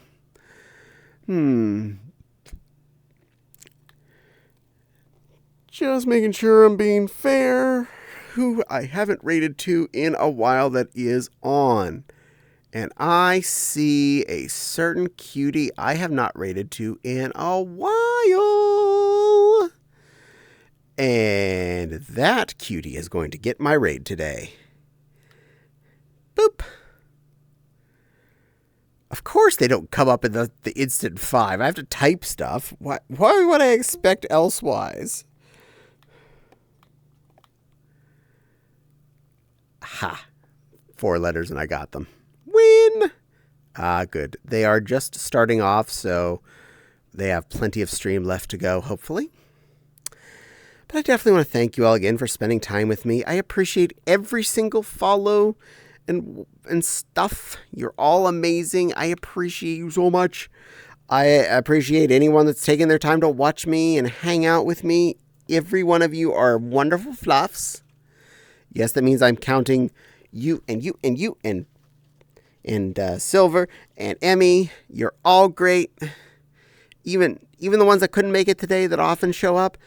Denny, you're also awesome. Fopsy, you're amazing.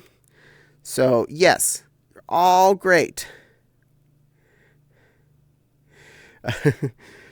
Fopsy B. Wagon and Fua, they're a beanie bean. Yay! I hope that means you're happy about that because Fu is a good friend. Again, thank you to my resubscriber, Nepal. You helped make all of this work. I appreciate you, my little plushy fluff. But before this little bar goes away, I'm going to send you all off. I'll see you all again Wednesday, if not tomorrow, in Fopsy's chat. Be good, stay awesome, and tell Fua the Caddie sent you. Bye-bye, all you floofs. Boop. Bee-whoop. And the button has been pressed. I get that from Dr. Mike. I love his videos.